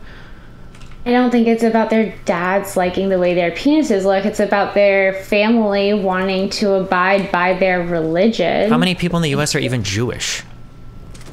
Doesn't even make sense what you're saying. It's not just Jewish, it's also Christians. There's plenty of people who consider this to be part of their religious... Is circumcision is that a huge Christian thing? I thought that was Jewish people that... I don't know. I'm Jewish, so... my dad's Catholic. I don't know what my dad's... Yeah, my dad's... Yeah, okay, anyway. I'm pretty sure Christians don't get circumcised. I'm pretty sure that's a Jewish thing. I'm sure they do. Do they not? Is it? I mean, they do because people do it in the United States, not for religious reasons, but like it's pretty sure this is Jewish stuff. Like not many people in Europe are circumcised either, and there's a lot of. Before we go, I have one thing that I actually really wanted to talk to you about. Sure thing. What's up? So I am friends with Martin Shkreli. Okay. And he came out of prison. Mm-hmm. And you gave him an interview. Mm-hmm. And, well, I felt like really kind enough to give you the first interview out of prison. And you kind of shit all over him, especially when it comes to his crypto stuff. Mm-hmm. So I'm just wondering what happened there. I don't compromise my values just because I talked to somebody. When the crypto stuff came out, I think it looked really bad. It kind of looked like he was involved in some scam shit. Or if it wasn't a scam shit, he was so irresponsible that he never had any business being in that field at all. So that's essentially what I said. But just because I gave somebody an interview doesn't mean I'm going to change the way that I like cover stuff related to them or something. But based off what did you think that made it such a scam? And also, why wouldn't you reach out to him first and like ask him about it before doing a stream? If I thought somebody was a scammer, why would I reach out to them for their opinion on their scam? So, like most journalists, almost every journalist, if you're covering a story, you always give the person that you're covering the ability for a statement or to clarify or whatever, because that's just proper vetting. So you're saying that you're in the business of journalism. He shouldn't have been in the business of journalism. I do internet commentary. And his story came out, and I commented on it. Okay. I didn't write a story about it, but obviously everything that happened was like comically stupid. He either has no business being in that field whatsoever, or he did a scam. I'm more likely to believe the latter than the former, but I mean, neither one looks good for him. Do you think there's any possibility that you just misunderstood the situation and now you're calling him a scammer and he was nice enough to do you a kind of big favor and then you... Why do you think that because he talked to me once that would change the way that I would cover stuff about him? Do you not believe in integrity? I believe in integrity so much that I think that you should give somebody the opportunity to comment whether or not you covered him, whether or not you spoke to him in the past. Sure. However, the fact that he was very, very, very kind to you allowed you to be the first person to talk to him after. Do you understand that the things you're saying are probably the things that you also complain about like pay for play or journalists cozying up to people that like just because somebody talked to me, I should like be dishonest about how I feel about them or give them favorable or preferential treatment? Like I would never do that. And I'm sure you've complained about other people doing it. If you dislike him or like him, you should always go in for a comment, right? That is what comment could I possibly get? You could have asked him. You could have talked to him about it. You could have had him on the stream. He had already made statements about it that I didn't believe. What else is there to talk about?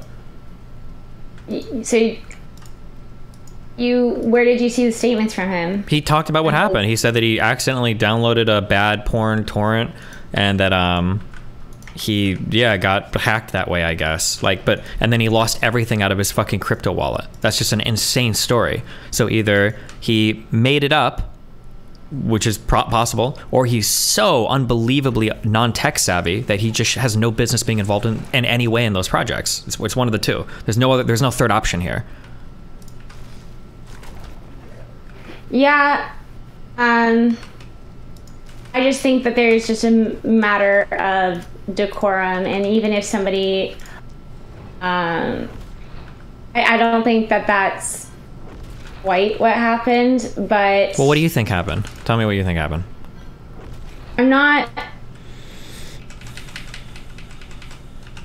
I feel like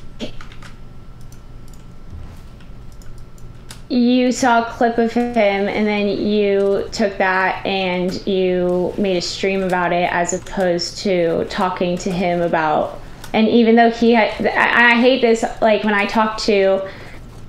There's this other guy that I've been wanting to talk to for a while, Blue Bacon, and whenever I try to reach out, he goes, oh, well, I already said it on my stream. You can't get anything from that. Like, if I actually want to talk about something, I'm going to try to talk to the person first.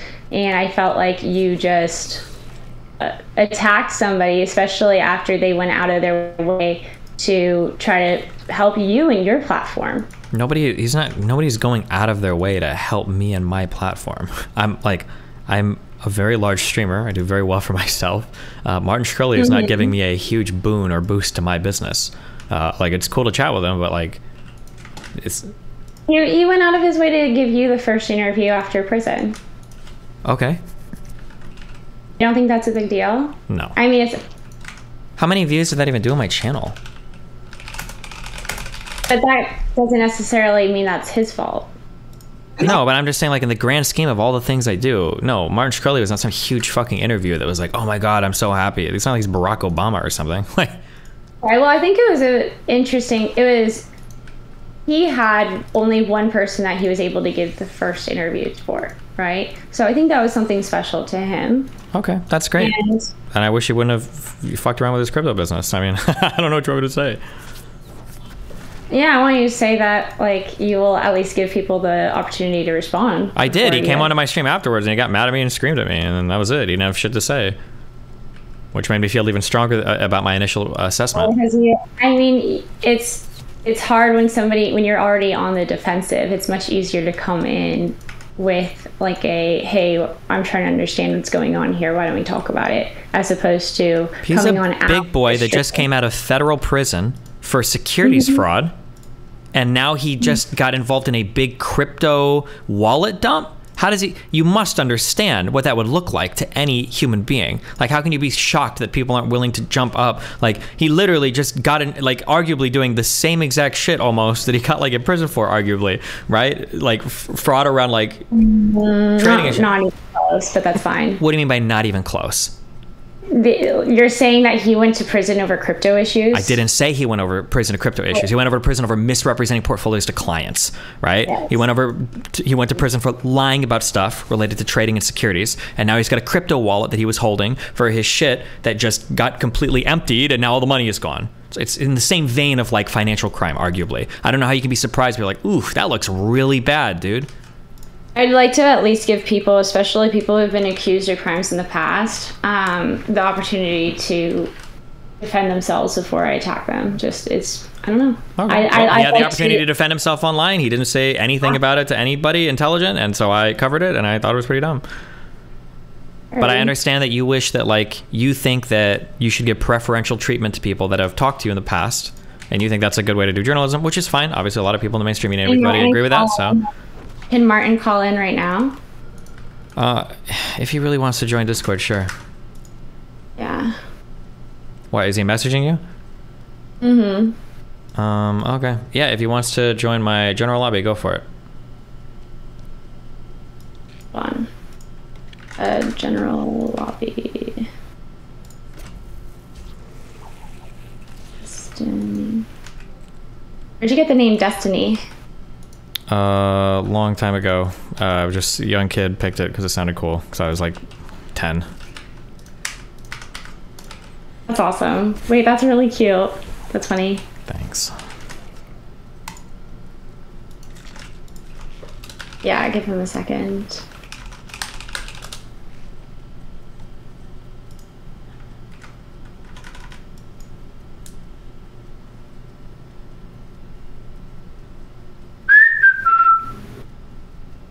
So what color are you gonna dye your hair next?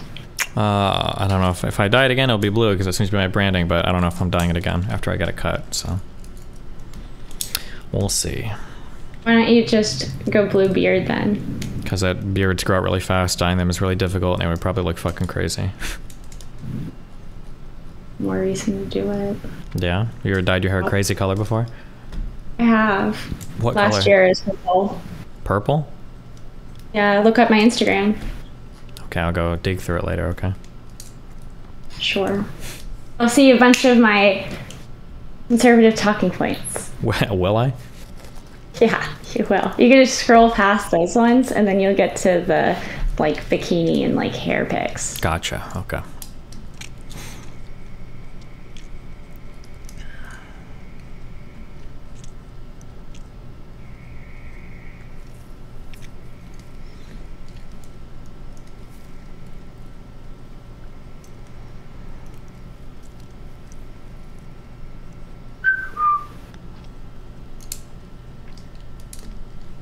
You see him? Obviously not.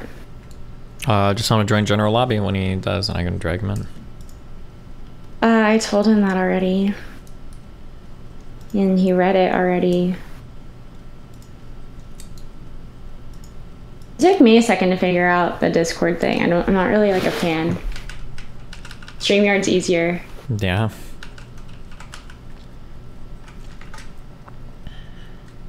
Why Discord over StreamYard?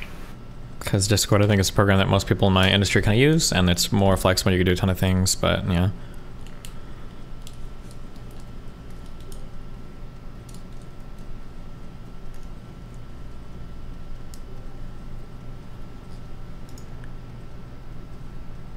Wait, have you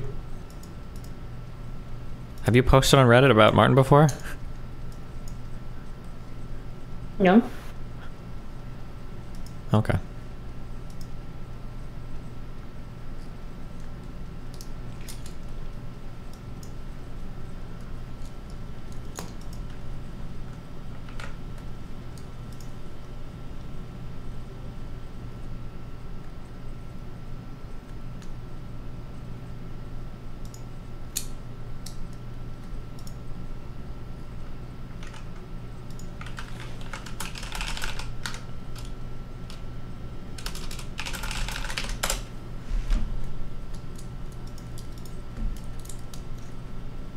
God, he's taking forever. Don't have the link. You don't need a link. Oh my god.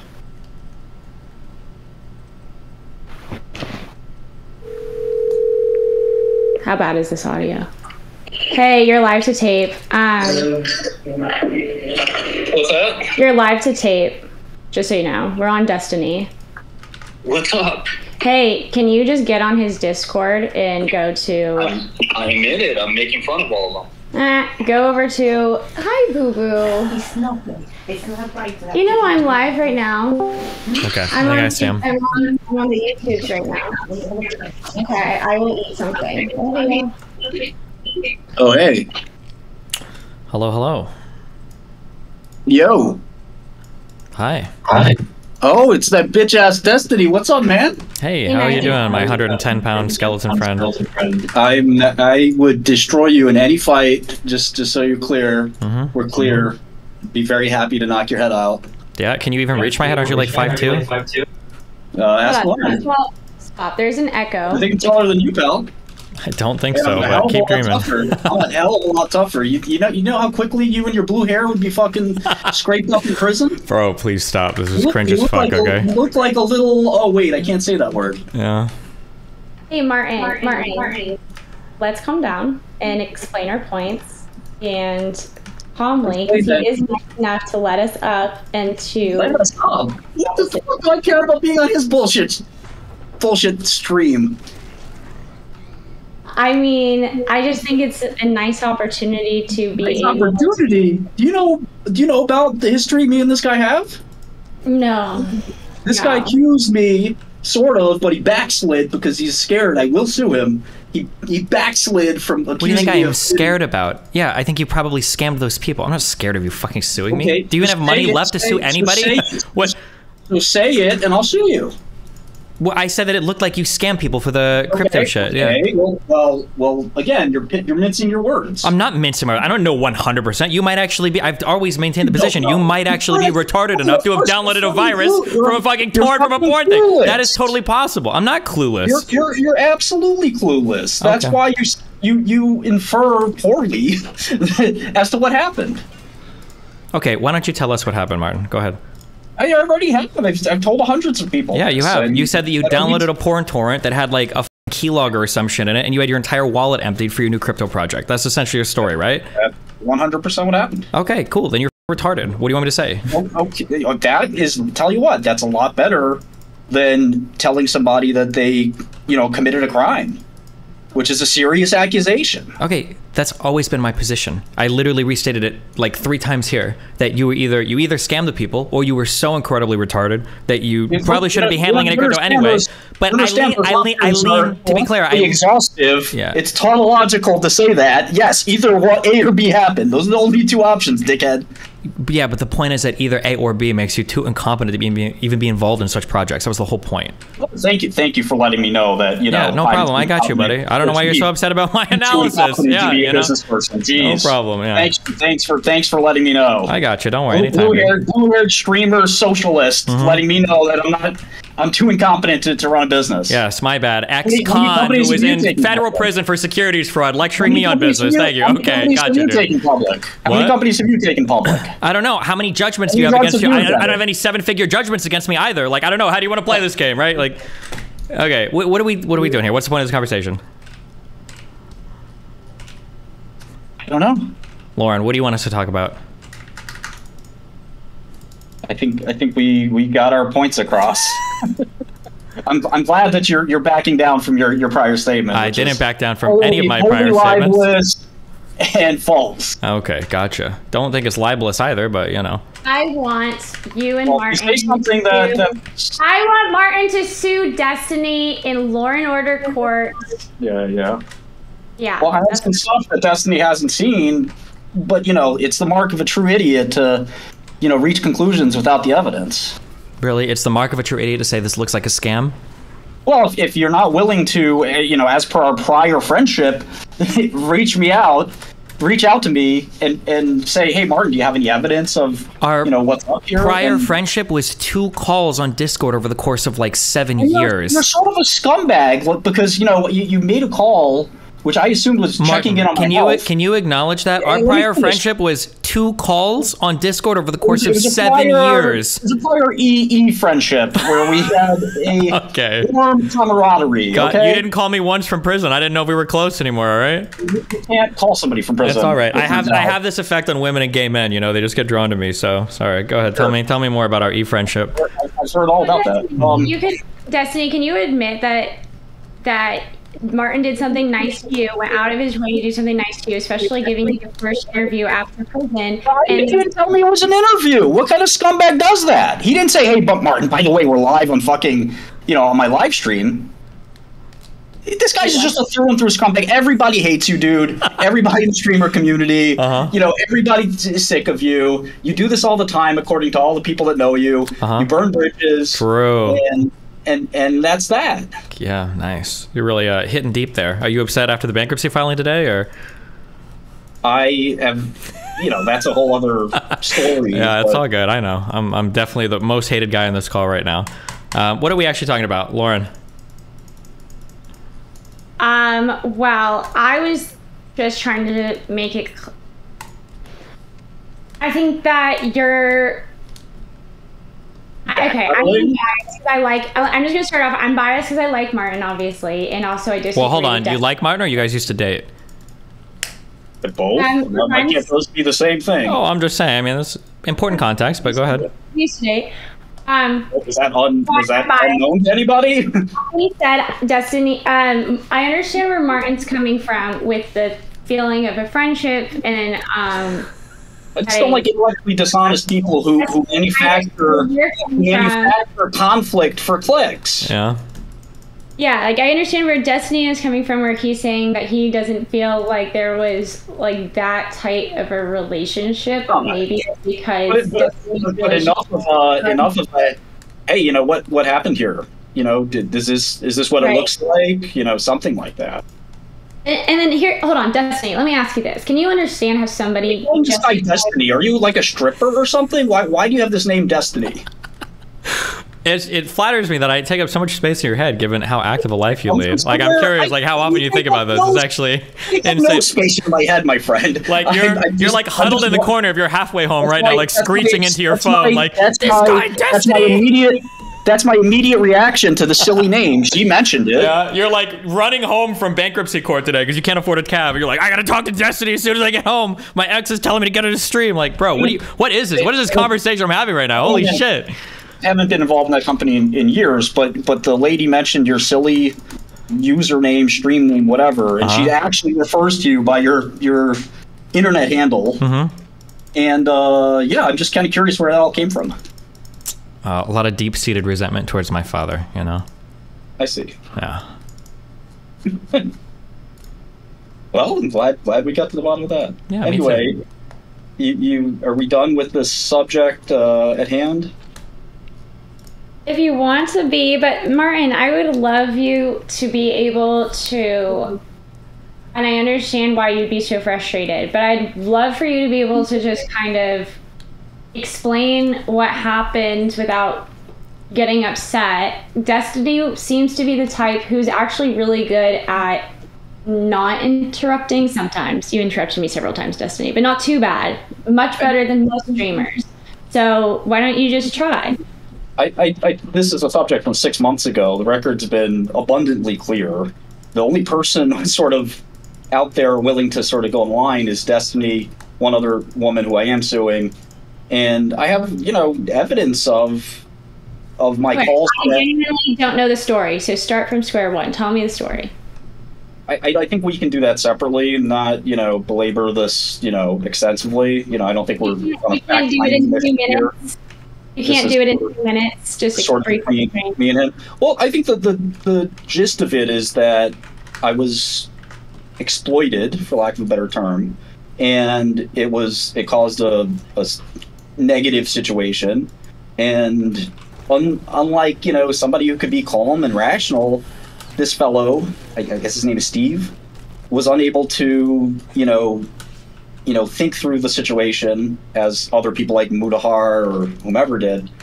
And some people like Zach XBT who helped me. Hold on. Firstly, Mudahar didn't think through the situation. You fired off a bunch of cease and desist to scare people into silence, okay?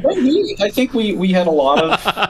So you're so dishonest about it. Also, feel free to shoot me one of those. My contact is contact@destiny.gg. You can shoot me all the cease and desist you want, okay? No, asshole, you're doing it again. You don't know the conversation he and I had. You weren't there. You're inferring and assuming that you know what happened. Oh, okay. I'm sorry. Can you tell me, did you send him a cease and desist? No, of course not. Oh, okay. Nice. So you just had a private talk with him. Did you mention a lawsuit ever in a conversation with him? I did. I said if he... Oh, okay. There you go. But we had a nice constructive, you know, where I was able to show him the evidence I have, including my transcripts with the FBI. You know, that you're the kind of idiot who's like, oh, maybe you made those yourself. Maybe you've manufactured and fabricated your own emails with the FBI. You know, because you're just not that bright. Yeah, true. Did you go to college, Destiny? I flunked out of music school, so, you know. I don't think that education level isn't a factor of intelligence. It's strongly correlated with success in life and many other things. It's not completely, you know, deterministic of it, but I think there's, you know, I mean, certainly jail time is also correlative as well.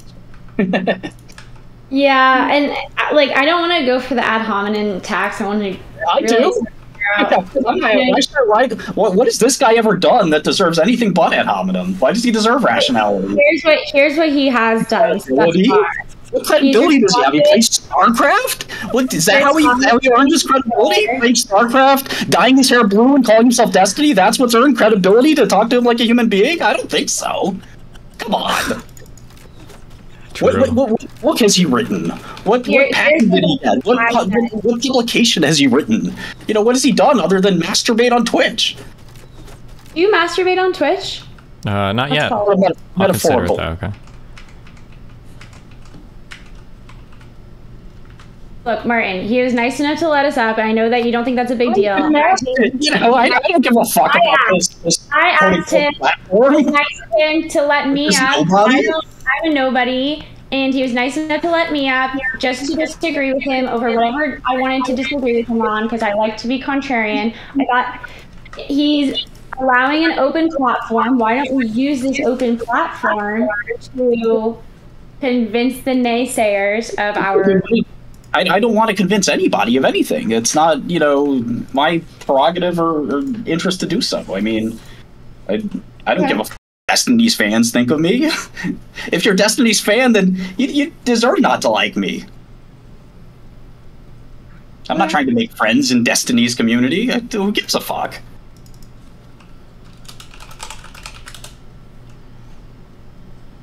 I'm sorry, Lauren. Looks like we've reached an impasse. This is some higher court that I have to, genuflect to. This is Law and Order. Okay, the highest court. This is not Law and Order, but I really wish you guys came to Law and Order. That'd be fun as hell. Yeah, I bet you would. Yeah, I would. I obviously would. I was trying to get Martin and Taylor Lorenz first, but My queen. she's hard to reach. Okay, Destiny. Do you see that there's any room where you could have improved, such as reaching out to Martin before you went live, crashing the crypto issue? No, not really. It would have been nice if you said, hey, can you show me something where I can defend you? Because I know you're not the kind of guy who would do this. Why would you think I would know you're not the kind of guy that would do this when you literally went to jail for doing stuff like this? What do you mean? You're exactly the kind of guy that would do this. Well, my hope is that over 2 phone calls, you know that I'm not a dishonest asshole who tries to rip people off. And that, you're a little more introspective than that. Maybe that's what you felt, but it's certainly not what you conveyed. Maybe you're a master of, maybe you're so sociopathic you could have 2 really nice interviews with somebody and then sort of have them leaving the feeling that they're relatively warm and fuzzy, and but actually you harbored this resentment and this expectation that the person you were talking to is this big liar who's a scumbag and a fraud. Is that what I'm to take away from this? That's how you felt? I don't understand how you're reading so much into 2 conversations that we had over the course of 7 years. I guess I did read too much into them. Well, I'm sorry. That's my fault. My bad. No, it's my fault. I should trust people less. Okay, facts, Martin, facts. I've been saying that to you for years. But Destiny. Yeah. Do you think Oh, Destiny. His name's Steve. What the fuck is Destiny? I don't like people calling my real name. Let me manifest for the further of this conversation. Please. But is your real name not Lauren? Well, my first name is, but my real last name is not DeLaguna. Oh, okay. Yeah. Oh, okay. Do you? All right. What if Tucker Carlson started referring to himself as Glory? Okay, so Martin, in the future, you're gonna trust people less, hopefully. Destiny, in the future, will you give people the opportunity to hear their position? He doesn't want to hear the truth. All he wants to hear or say is things that'll get him attention. True. It's That's the life of a fucking YouTuber. That's all we really care about. Literally the MO of a streamer. Yes. Just maximum attention. Yes. Yeah, if you reduce your attention, you reduce your views, you reduce your whatever. Exactly. If I would have contacted him, he would have cleared things up. I wouldn't have gotten all the sick views for making my baseless accusations against him, If it bleeds, it leads. Mm-hmm. Little old media reference. Yes, this is true. I think that you guys should be able to resolve your differences, though. It makes me sad to see streamers mad at each other. I've never seen Martin so animated on his stream before. I have that effect on people. I bring out the best in them, Yeah, I mean, I'm pretty sedate otherwise, but I just hate, being in the right and meeting somebody who's so obstinate that they can't, take their head out of their ass for 2 seconds and look at some basic facts and reach the right conclusion. It's frustrating. Mm-hmm. Destiny, did you ever today you prefaced that that Martin's either being honest and he was hacked, and in your opinion, therefore shouldn't be managing crypto at all, or he committed a crime. Previously, did you just assume that he committed a crime, and did you make it public that you thought that he committed a crime?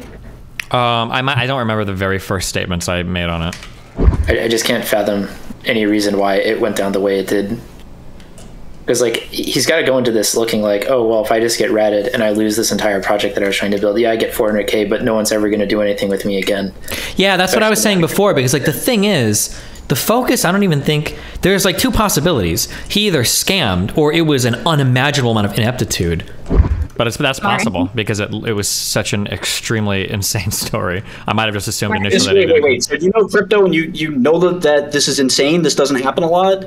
That virtually every other fucking exchange and project has been attacked and hacked and rugged, and it happens every day. It happened to Logan Paul intentionally. Yeah, it happened to Mango unintentionally. This is literally just go to Coindesk.com or something. You'll see it happens virtually every day. That's great, okay? You're not talking to an internet retard like all the other people you talk to, okay? You're telling me that you downloaded a bugged fucking torrent. I don't even know how many people torrent porn anymore, okay? So you weren't actually lost $400 million doing that. Martin, you weren't targeted, okay? You downloaded... I'm not saying I was, douchebag. Then don't compare yourself to other people that have huge operations trying to take them down. You downloaded a fucking porn torrent like a retard and got keylogged and lost your shit, assuming that's even what happened. You just steal the money for yourself. This happens to companies, projects, tokens, big and small. Merck lost $2 billion in a cyber attack. Cool. And a lot of those people are retarded too. What do you want me to say? Sorry, you know, we're all so stupid, and you're such a genius. I'm so sorry. You know, maybe you should lend your services out in cybersecurity for all of us to figure things out. Yeah, if you want me to, sure. Step one, don't download fucking porn torrents from the fucking Pirate Bay. At least get on a private site to do it. There's your first piece of advice, okay? I gave it to you for free. This is a conversation I'm perfectly willing to have. You know, I have no problem being called an idiot. I have no problem being called foolish for downloading it. But I do have a problem if somebody says, you know, you scammed those people by doing this. Okay. That's where I get furious. I mean, again, I've come to terms with the bad decision, and that's, you know, it is what it is. It won't be the last bad decision I make in life. And I'm sure you've made your fair share. Yeah, hopefully you don't empty any more crypto wallets, but yeah. Sorry? I said hopefully you don't empty any more crypto wallets, but... What do you mean? Just what I said. Hopefully you don't work on any more crypto projects where the wallets get emptied because your fucking shit gets keylogged because of random... That project continues. I mean, we release software every day. We've hired more people. Nice. Good job. Yeah, we've raised money. Like, we're building a business. Cool. Okay, Destiny, do you see how frustrating it could be? Because, like, just try to put yourself in Martin's shoes. Aggressive. Martin has been working to actually try to create companies basically his entire life. He had the issue where he went to jail. That was horrible. He actually looked into it, though. He was sentenced to so much longer than he really ought to have been. And then looking further, even after jail, he's still working on doing everything he can to build, not mooch off of others, and to try to create something. And he reaches out, and then you wanted an interview with him. He gives you that. You keep hitting this angle of, like, interview. You turn around and he's trying to build something, and instead of trying to recognize that people are trying to build something and issues happen, such as being hacked, like, you're kind of just shitting on him only for having a mistake. Like, and as a content creator, you must be clear. I don't give a shit less if he shits on me. I mean, the guy's irrelevant. The question isn't that. I mean, his fanboys watch him. That's fine, but I don't give a fuck what the guy says. But if he says I'm committing a crime, that's sort of, I've learned over the course of my career that I'm willing to take action on that, because that can have real world implications. Sure. Destiny, do you have any trolls where all they do is make videos about you all day and how much you suck? And you're just kind of like, that's all you do is you try to tear me down? And there's a bunch of people like that just like. I only have 3,000 people. That doesn't make me mad. You can shit on me all day long. You can make fun of me all day long, but don't cross the line, a legal line and a serious line. I of the three of us, one of us has had issues with the criminal justice system. It's not fun. It's not easy, and it's not something to joke about. And that's why, you know, I'm not being the normal, easygoing, fun-loving Martin. You know, this is a serious issue. No, he really is fun loving. He's a little prankster. Destiny, don't chuckle at that. He is funny. I don't know. Is this like, am I meeting like a second cult in like 1 week? What is going on here? What is your guys' relationship with each other? Are you like his PR agent, or what is happening here? We're friends. I like him. We don't talk as often as I wish, but we're friends. We're homies, right? Yeah.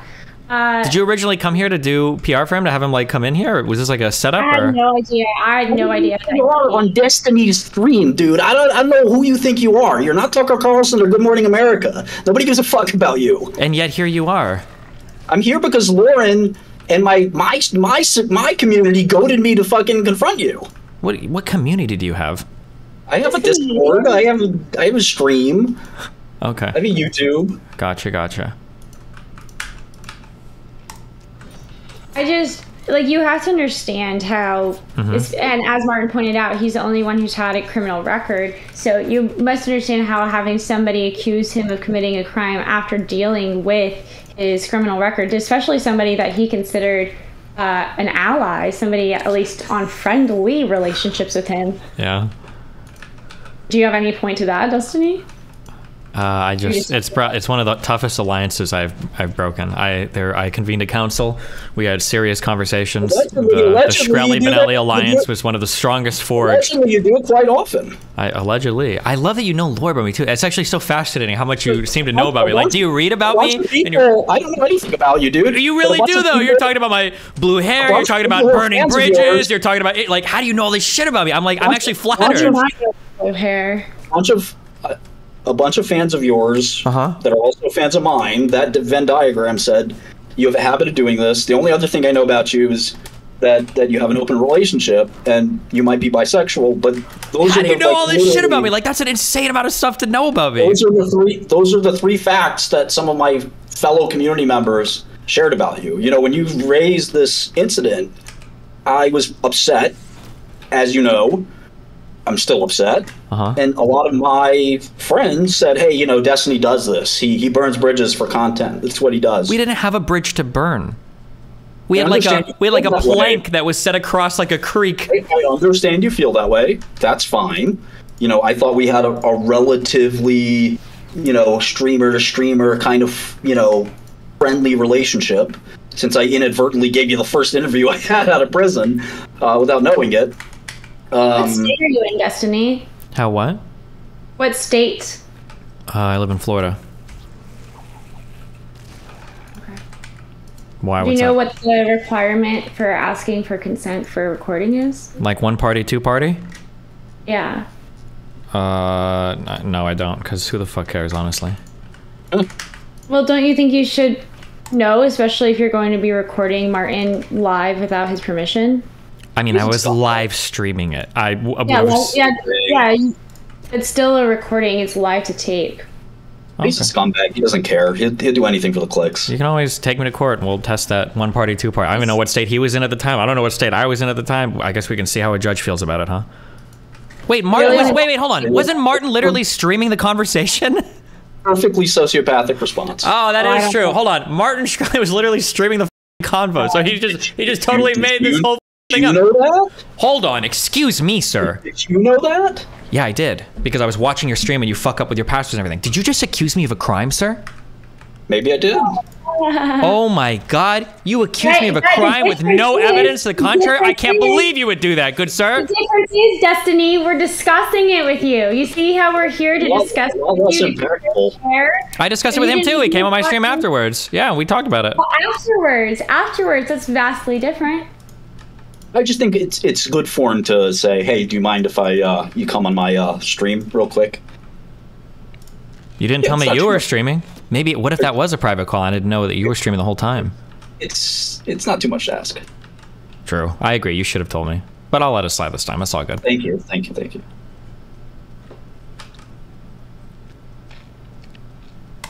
Do you think that you guys can resolve your issues a little bit? I mean, I don't wish to have further kind of dealings with Steven here. I prefer Destiny, but... Yeah, I don't care. Ooh, feisty Martin. Martin, be nice. I know that he's... It's hard to deal with him when he's in like internet badass mode, you know? I feel a little closed off to me. I understand where Martin's coming from. I get it. Like, I do. But I also have known Martin for years. So... You don't know post-jail Martin. Yeah, he's a different beast, okay? You don't know 5 years of prison, Martin. Yeah. And I guarantee you that's not a Martin you want to know either, Destiny. True. Ooh. But Destiny, I just think in prison. It is shocking how lack of empathy, how you lack empathy despite you're supposed to be like this blue-haired liberal that like complete sociopath. Things and you don't have any empathy for somebody who was stuck in a prison. And if you look at his case, almost nobody gets even close to a year for what he was sentenced to. He got 7 years, right? Yeah. I've got thick skin. I can be a political victim, you know. So, and then just to do a stream calling him a criminal again, it's just you could do like. I want you to take a minute, stop being a streamer for a second and be a real human fucking being, Destiny. And can you try to have some empathy to the situation? You can't do that. His life is his stream. Just let him try, Martin. I tried as much as I can. He can't. Well, His life and his identity are wrapped up in this character, this destiny that he's created for himself to escape perhaps reality. That's so crazy, though, because you're supposed to be, like, a liberal, so I'd imagine that you'd be, like, anti-police brutality, anti-the system, thinking that everything's corrupt. And then when you have an actual victim of the corruption that you're probably railing against, you shit on him and are pro-system. He's a statist. He's probably a statist. Absolutely. I love the state. No, seriously, answer. Well, there's nothing to answer. Because I am a progressive, I have to take Shkreli's side on everything, or I can't feel like... What I said? I have no idea what my political point of view has to do with my personal relationship with Shkreli. I'm saying, can you express some sort of empathy to the fact that you called him, that you implied or called him a criminal right after he got out of jail for basically political persecution? I don't think it was basically political persecution, and no, I think my conclusions were fine. For the length of time, so he committed I know people who've committed similar crimes to Martin who went to prison, and it was not a year, not even close to a year. Well, sounds like I should have got a better lawyer, I guess. Yeah. His lawyer went to jail too. He's right. Yeah. I mean, I guess you're not wrong there. Can you help me answer this? Why does anybody like talking to you? What value proposition do you provide to your listeners? Why does anybody why do people like you talk to me, or why do my listeners listen to me? Why do you think your listeners listen? That is actually something I've been wondering for a long time. I don't know. I think it's probably the blue hair and my rugged good looks. I think that probably carries me, I think, yeah. What do you think carries you? Might be the polyamory thing too. Like, it's cool my listeners think they always have a shot of fucking me or my wife, so keeps them tuning in, looking for any opportunities, you know. What would your listeners say is your main kind of draw? Maybe the bisexuality. Probably, but outside of that, what would you say? Well, if you're asking me a serious question, it's generally because I usually offer a unique viewpoint on things that doesn't 100% coincide with a progressive agenda or a conservative agenda, and people like to listen to my take on things. And it's political content then? Generally, political, philosophical, current events, red pill relationships, whatever the fuck is going on at the time, you know? Okay. And you come at it from, also an average Joe perspective? I mean, you don't have media experience. His knowledge of history is very impressive, too. Experience or anything like that, because there are other people that do this who've actually been in Congress and stuff like that, but they don't quite get any attention that you seem to get. Well, what can I say? I've been here for a long time. I'm a pretty entertaining person, you know. I do okay for myself. It's nice that it's so open,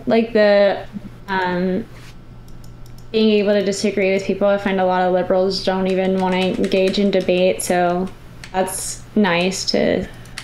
So I don't, Martin. I don't think shitting on him or his stream is productive, and I think that you have an opportunity to really just. I wouldn't call this an opportunity. I got a lot of things to do. This is a waste of my time.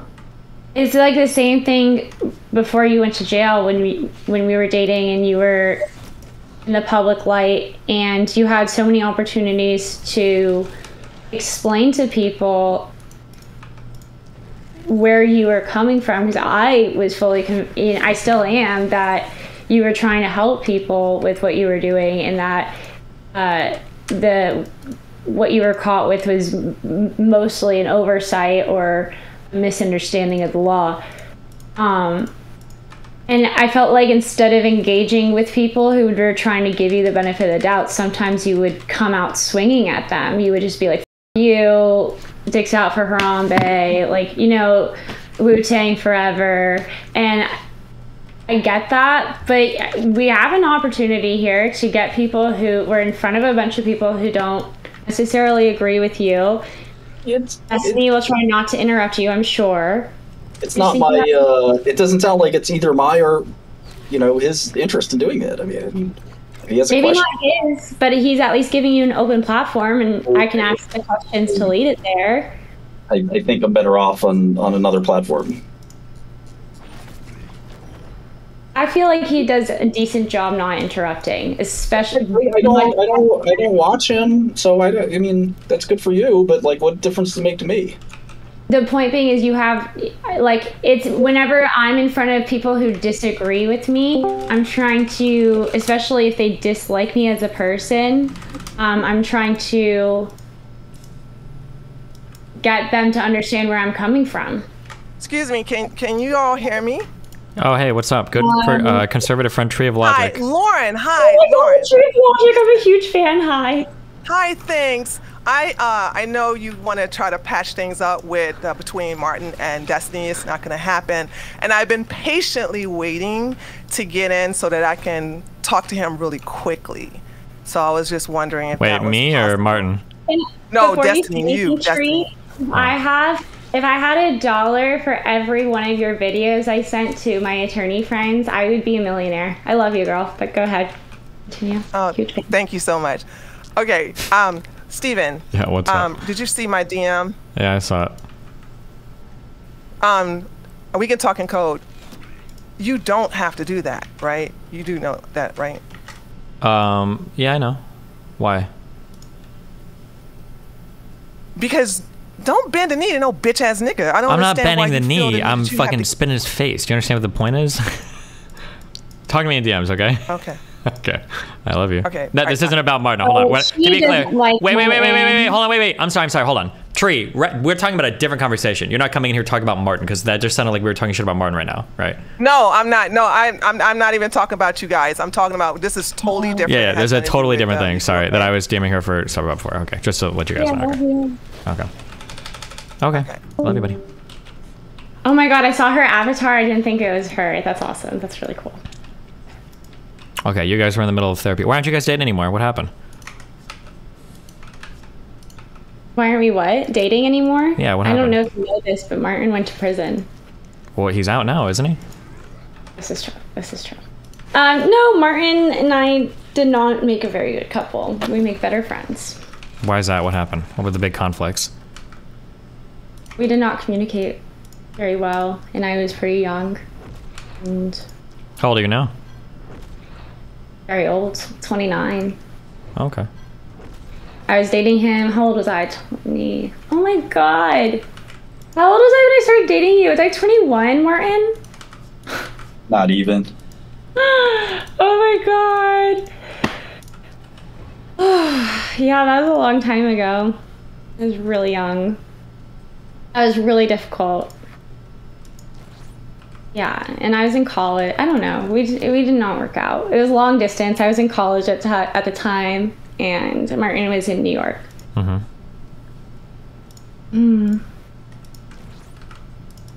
Yeah. So what made your relationship open? What made you decide to have an open relationship with your wife? You know, we're both sluts, so why not? Nice. I love that for you. Thank Hey, you. Tree. Hello. Hey girl, Shkreli, you're back. panel. What's up? Okay, I don't know if that was a mistake or not. She didn't even say hi to me. My feelings are so hurt right now. I'm crushed. I'm like fangirling so hard right now. Uh-oh, hold on. I'm getting a message from another enemy of the stream, the stock guy. Martin, he wants to know, if you're such an amazing stock analyst, why do you have such low viewership compared to him? Good question. I don't know who that is. You don't know who the stock guy is? He's the premier stock tips trader on Twitch TV. Yeah, I can't say I know who that is, sorry. Damn, okay. Mad Money gets more No, views there than is a world outside of Twitch, right?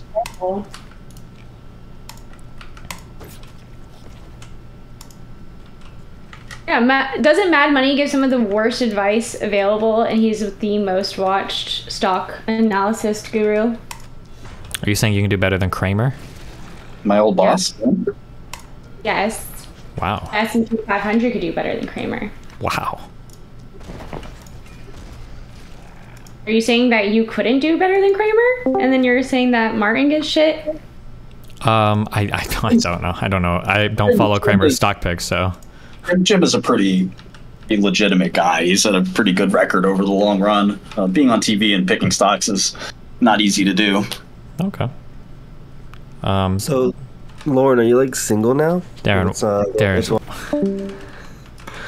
why? Wait, did somebody kick him? I don't Mods, you need to stop kicking people on my stream. Why would you do that? I bet it was RTBA. I can't hear anything in your mic. Sorry, I was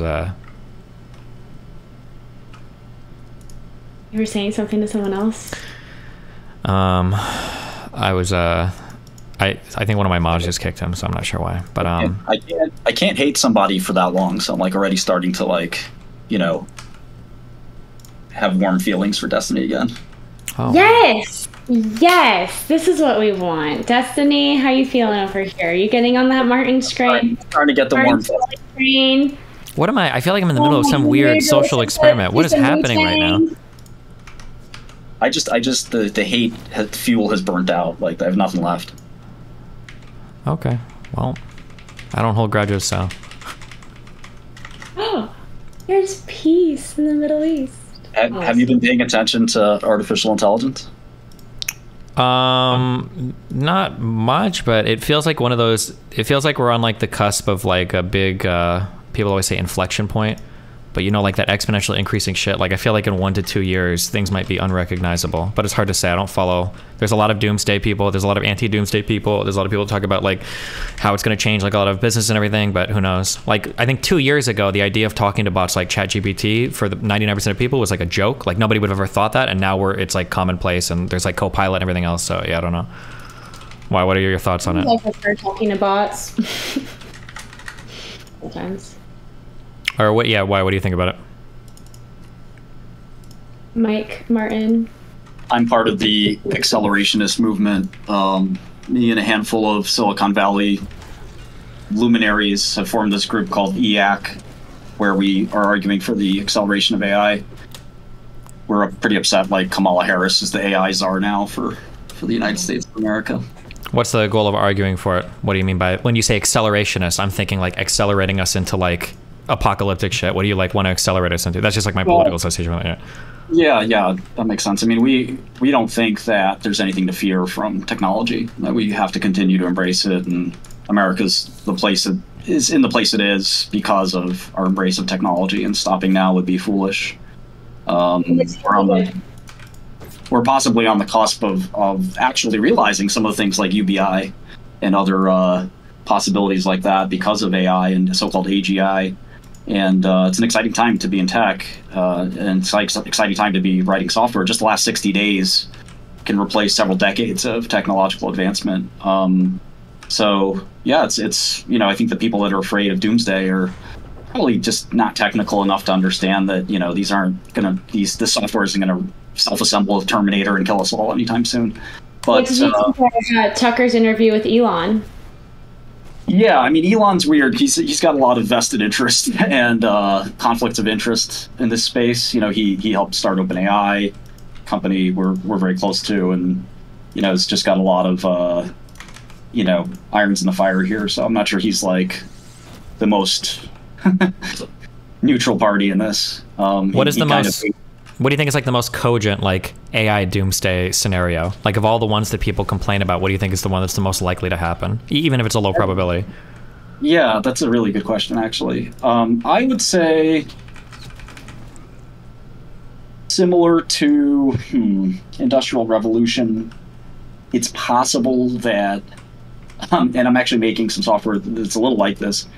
It's possible that a lot of the white collar and office worker, knowledge worker, to use Microsoft term, those jobs go away, and that there is a massive unemployment. I don't think that's what's going to happen. Typically in these kinds of things, you get more employment, not less, but it's theoretically possible that machines obviate the need for sort of knowledge work. In other words, people who sit in an office and work all day.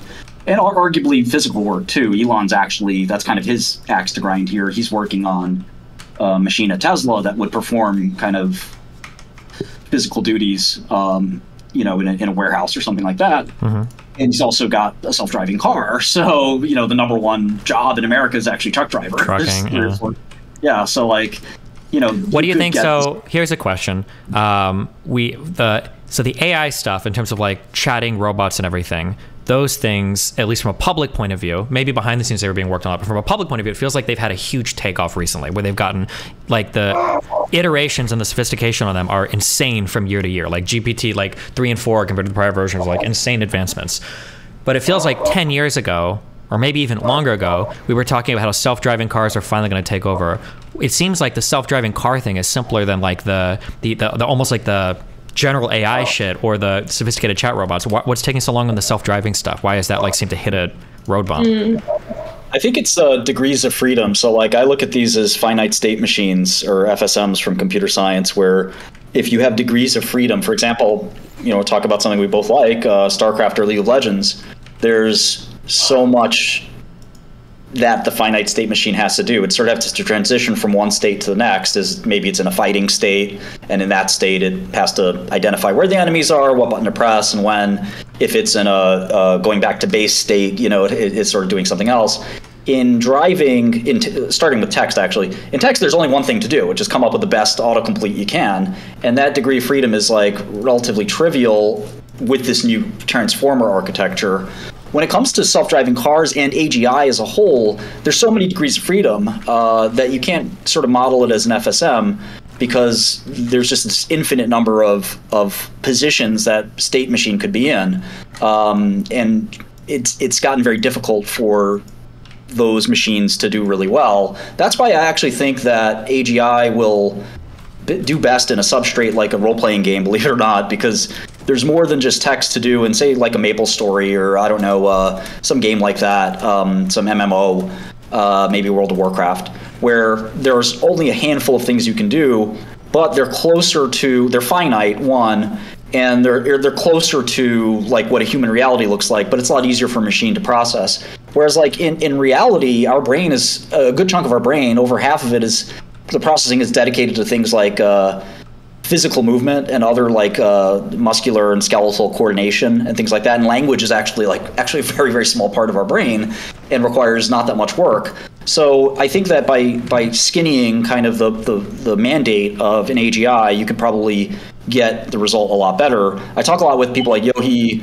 who developed this auto GPT or baby GPT that a lot of people think is starting to get closer to quote unquote AGI. And that's the real like definition of humanity. I think that when an AGI comes out, it'll redefine humanity. It'll be, like you said earlier, unrecognizable. We'll have, for the first time as a species, created in essence another species that can think and talk and do things, which, computers at the moment will follow our instructions, but soon computers will follow their own instructions, which is, it's obviously a very scary and harrowing proposition that a lot of people sort of want to stop, or at least think about a little bit more before it happens. But part of our movement's kind of thinking is that it's going to kind of be very hard to stop it.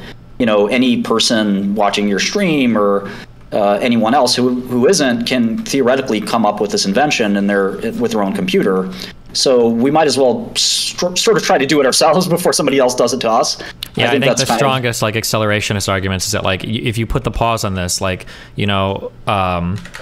like OPEC can't even agree on like how much oil to produce between other countries, and that's like a monovariable one thing to like not fuck each other over. So the idea that you get the whole world on board with chilling on AI research when hardware has gotten so sophisticated and the program has gotten so sophisticated is probably a fool's errand, right? It's better to just be in front rather than to close your eyes and be blind to the advancements, right? Well, our big enemy is this guy, Elazir Yudkowsky, who actually is advocating for the bombing of GPU factories and stuff like that. And we meme on him pretty hard. I made this whole social media long narrative of instead of dealing drugs or like buying drugs from drug dealers, I was buying GPUs underhanded from people in the projects, and we got a good yuck out of that. But Yudkowsky is like a dangerous kind of person, in my opinion. I mean, I think that you're going to have, and I'm not as well versed in politics as you are, but I fear folks like Elizabeth Warren and folks like that would love to regulate GPU production. They'd love to regulate even the weights that go into LLMs and other models. In fact, the White House put out a thing, I don't know if you saw this, they said that having the wrong weights could actually subject you to federal crime, speaking of crime again. When you talk about weights, are you talking about like the sensitivity of the inputs or whatever, or like the data that they're measuring basically? Yeah. Are they talking about weights to like make sure it's not like being racist or something, or? Exactly, the neural network actual layers of weights, and that if it were to marginalize a protected class, that you could be inadvertently, tripping some kind of law. And again, I have a lot to say on criminal justice, but I think that was just an example of like the amount of power that mostly the left wants to kind of wield over anything they can. Can white people sue ChatGPT for being anti-white? Well, I think there are other, I don't want to interrupt you, Destiny. I think there are other questions like, can ChatGPT and OpenAI be sued for scraping the world and then repackaging it as original content? I mean, that's something that every content creator, could have an opinion on. I mean, we can make a Destiny GPT tonight. Yeah, I feel like one of the interesting things about AI as it approaches more, I don't know if we would call it like sentient areas, basically, where it almost seems to be its own thing, is I think it forces us to confront a lot of really difficult questions that were fun for philosophy textbooks that we never really thought about before, but now we have to actually start making real decisions for it. So like, for instance, the first thing, like the trolley problem is like a classic, like, oh, do you pull the lever and kill 4 or 1? And it's a fun like abstraction to kind of like flex like different normative philosophical beliefs. But now with cars, like you might have to actually program a discrete solution to, do you swing the car and kill 2 people, or do you kill the old person? Like that might be a thing, and how you begin to weigh that is very difficult. Or what you said before, there's a lot of very interesting analogs to how AIs learn versus how humans learn it. It's like, well, is it okay to run 50 million paintings through a thing for it to generate unique art? Like, isn't it kind of stolen? And it's like, a little bit it is, but like, isn't all art technically derivative by humans learning off of art sets or whatever? Or it would be interesting to see that like, we try to make laws around AI saying you can't use these data sets to learn anymore, and now you go to an art class and it's like, you're also not allowed to use these data sets to teach your students, like where does that go?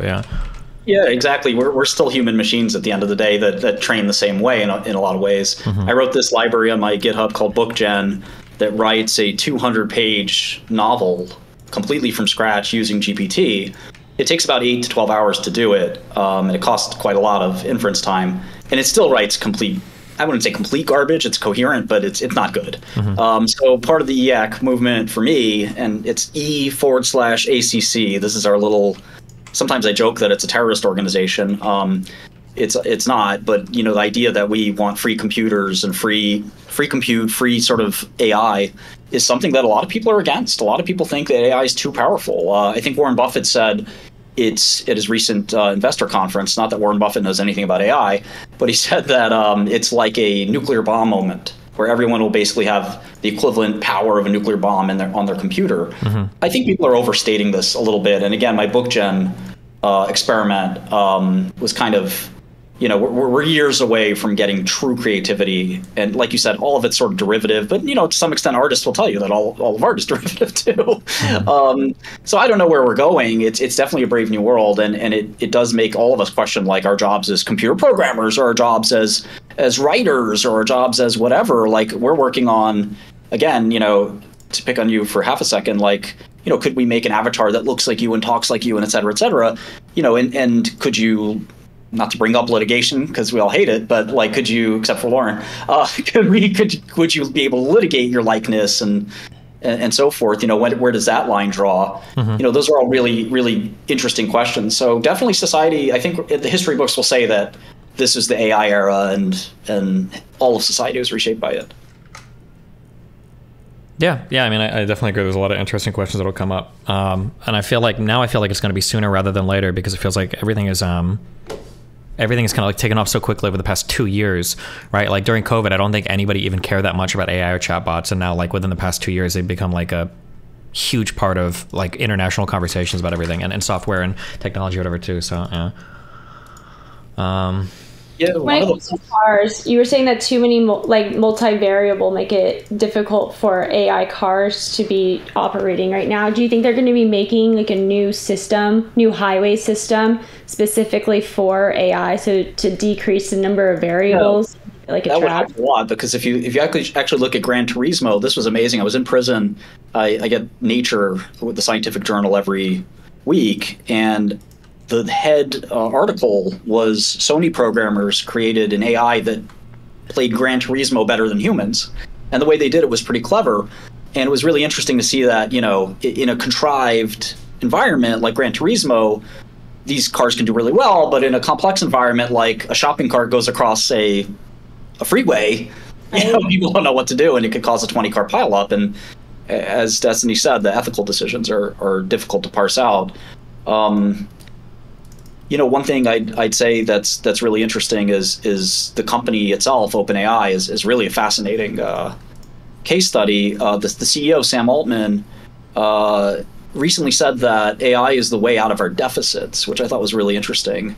And we spend most of our money in those deficits, at least in the United States, on healthcare.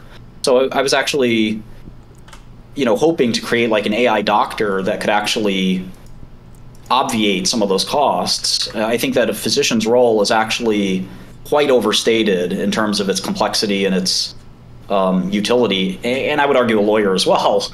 And a lot of those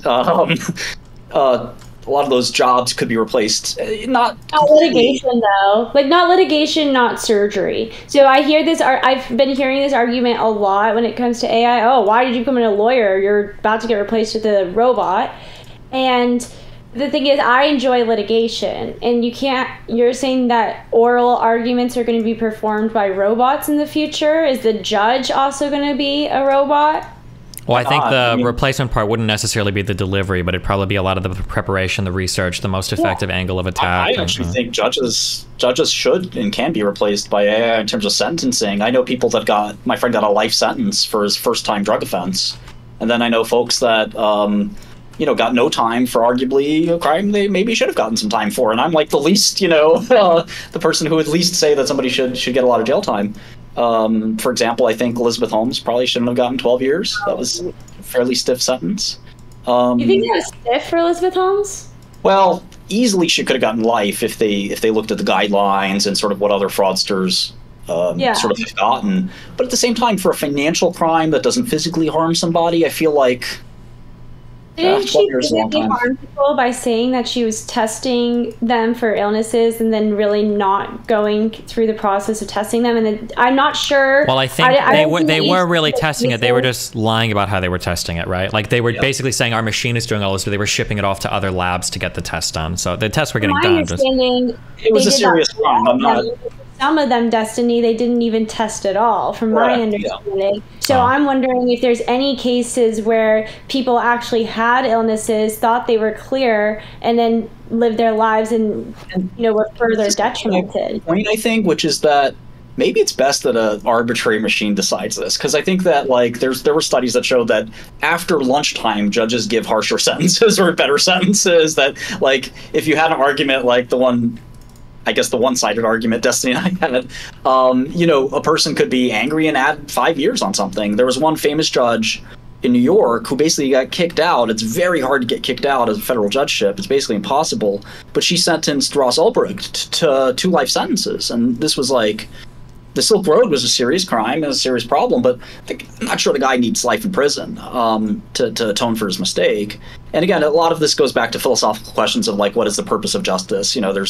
a number of questions, like, is it making society whole? Is it deterrence? Is it, what exactly is it supposed to do? And I think Ross Ulbricht, very few people, I think, are on the side of Ross Ulbricht getting life. Elizabeth Holmes probably was closer to fair than not. Again, I thought my sentence was a little too harsh, but everyone has an opinion on this kind of stuff. But I feel like a machine might be able to really be kind of very neutral in this and give a fairer sentence than a human who's subject. I mean, even judges are very much subject to biases. Yes. And you think that AI will be capable of picking up human nuance? Like, there's just certain details in humanity that I don't think could even be expressed properly, let alone explained to AI. I think something that AI has been challenging our concept of a lot recently is, I think that we felt like this is the difference between the more generalized AI versus the specific AI, is we've always thought AI and computers can be really good calculators. They're always going to be able to do math equations faster than us, but things like creativity and human nuance, that's specifically the domain of human, and it'll never be touched by robots. And I think that a lot of the AI art stuff has completely shattered that illusion, that there's some special domain of human creativity or facial expressions that could never be emulated. The reality is just that the hardware wasn't good enough and the algorithms weren't sophisticated enough to pick up on it. But assuming we believe in like a causal universe that, if A then B then C, if these things can be programmed, and they are, in our brain, that at some point like computers are going to be able to do it too, just as well, if not better than we can. Like, there's no reason to think that our brains are, breaking that chain of causality that a computer couldn't emulate. Couldn't say it better myself. The only question is, what do we do about it? That's the question. Can you improve your own, do you think we'll ever be at a point where you can improve your own capacity for reasoning and understanding using AI and implanting it? Well, I don't know about, I do know a lot about, brain-computer interfaces, but in terms of, the best interface is our phone, or whatever other tool we're using. So, we do it now with Google, right? If you need some quick information, you do it on Google, and LLMs are going to replace Google for information retrieval. I think to beat that, direct to your brain isn't that much of an advantage. It's a great advantage for somebody who's paraplegic or something, but we can just use our tools that we have to query that kind of information. And I don't know, I mean, I don't mind the idea of transhumanism, and I personally think one of the essays I wrote while I was in prison, Destiny, was that 20 or 30 years from now, people would be getting into relationships with AIs, and that in fact AIs would have human rights, where they would have the right to, all the same rights that we think we enjoy, at least, or some of them we actually do. Are you going to name your first AI girlfriend Destiny? Yes, absolutely, commit to that. I think that I think a lot of AI stuff sounds really goofy. Like, the idea of AI relationships just sounds so stupid. But I really truly do think that if it hits a point to where it's convincing, I think that very quickly people would get very obsessed with being able to actually talk with a chatbot that seems like it's thinking and feeling and can emulate and mirror certain human responses.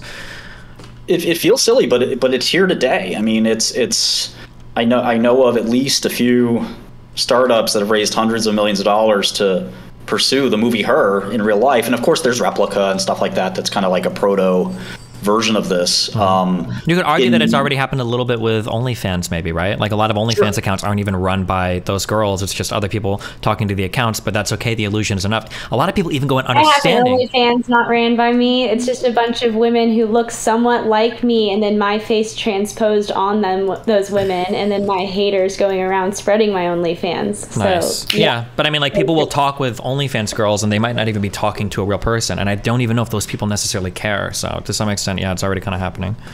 You don't think they care? I think they just don't know. I think they just don't know. There was a Dr. Phil episode where this girl, I forget who she thought she was talking, it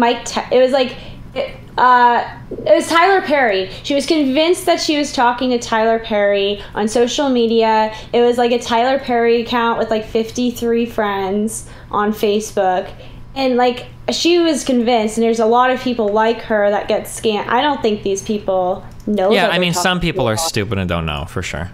But Okay, let me put it to you this way. If there was an app where you could download a girlfriend and you know right away that it's a bot, but you get to design her any way you want, yada yada, do you think that is going to make money, Destiny? People already, replica. My replica looks just like you. I mean, that's exactly what people are doing now, and I think that there's a lot of interest in this. I was doing some like competitive research, and I noticed there's this site called LooksMax. Do you know what this is, Destiny?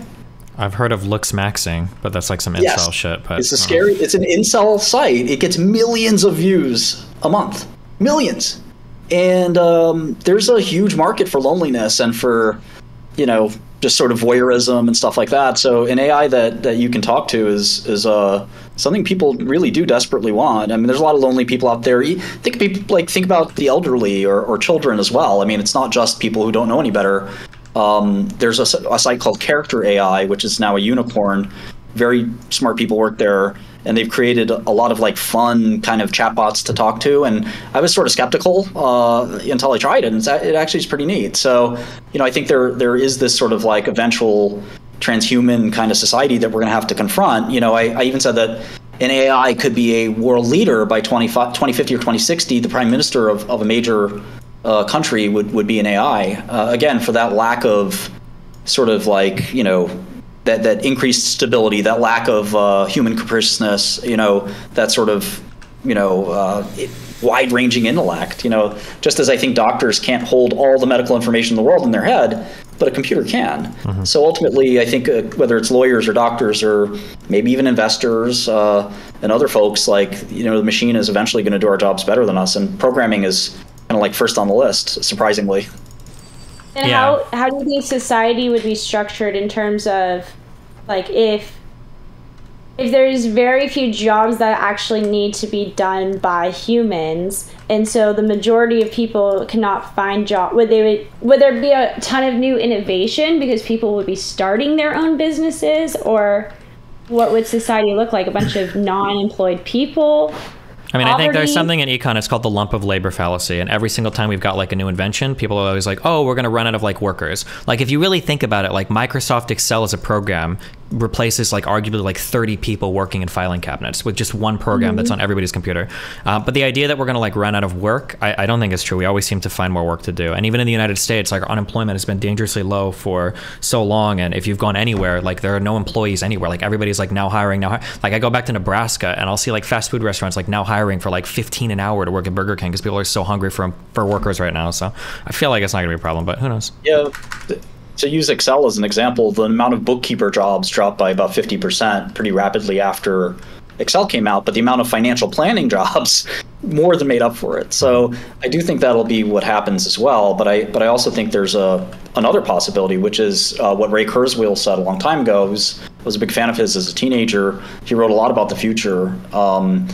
And he said that we would basically just reach utopia, and there'd be this sort of end of money there, that, all this utility was in our hands, and that, we basically wouldn't have to sort of work anymore. And that one interim step to that I'm just hypothesizing could be that it's really people like streamers, like influencers, that will have sort of like the real human content jobs, whereas the people that are doing more machine-like work in an office may find themselves out of work. And we're already seeing that like migration of currency from, value and fiat to attention, sort of an attention economy. In a lot of ways, in New York City, pretty vapid place, women or men or whatever would try to sort of suss out, like, does this person have a lot of money or not? And nowadays you also get this like, does this person have, they only have 5,000 followers. Oh man, my ex has 1 million followers. This person's worth more societally than this person. And it's a real thing, at least from what I can tell, that, there's this sort of dual track of currency. There's societal currency and then there's actual currency, and that I think one is diminishing in relative value to the other. Yeah, or people are using the traditional currency to buy the attention. Like, I think it's very telling that somebody like Andrew Tate, who was making tens of millions of dollars or whatever, like very desperately wants and needs the attention online, because at some point, like, who cares about the money, right? Like, I feel like money definitely tapers off, right? After you've made once you've gone from broke to having money, after having your first 10,000 or 100,000 or $1 million account, the dollars just go up. But the attention is addicting, right? And the more attention you get and the more eyes advertising you, the more people that are talking about you, like that shit never stops. Like the difference between 10,000 viewers and 100,000 viewers and 500,000, like every new thing is like blowing your mind up. So yeah, I think people are really hooked on that.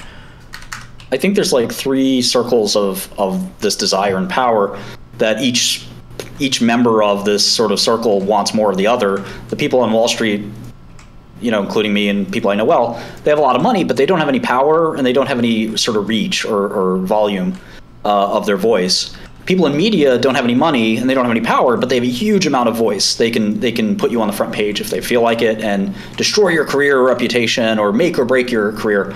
And the people in DC don't have any money and they don't have any voice, and they're desperate for both, right? They're always going to Wall Street for fundraising, they're always going to the media for attention, but they also make all the power. So it's like this constant struggle of the grass is always greener. Everyone on Wall Street wants to be famous and be a lawmaker. A lot of people from Wall Street do go to Congress, including my friend who's running for president, Vivek Ramaswamy. I don't know if you've run across him, Destiny.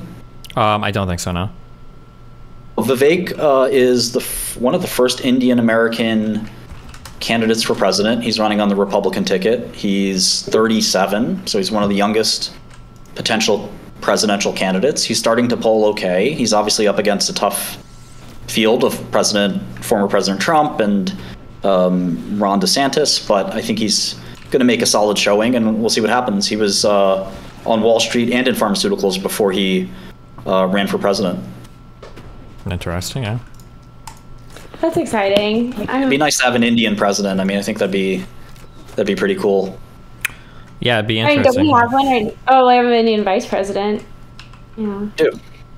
Okay, I have to leave in like 2 minutes, so any final thoughts from... All right, bye, Destiny. Thank you so much for having us, and thanks for making world peace with us up here. Appreciate it. Okay, no problem. You guys both have roles in my Discord, so if you want to hop in and scream at me because I'm either slandering or defaming you or saying something you want to talk about, feel free to jump in, all right?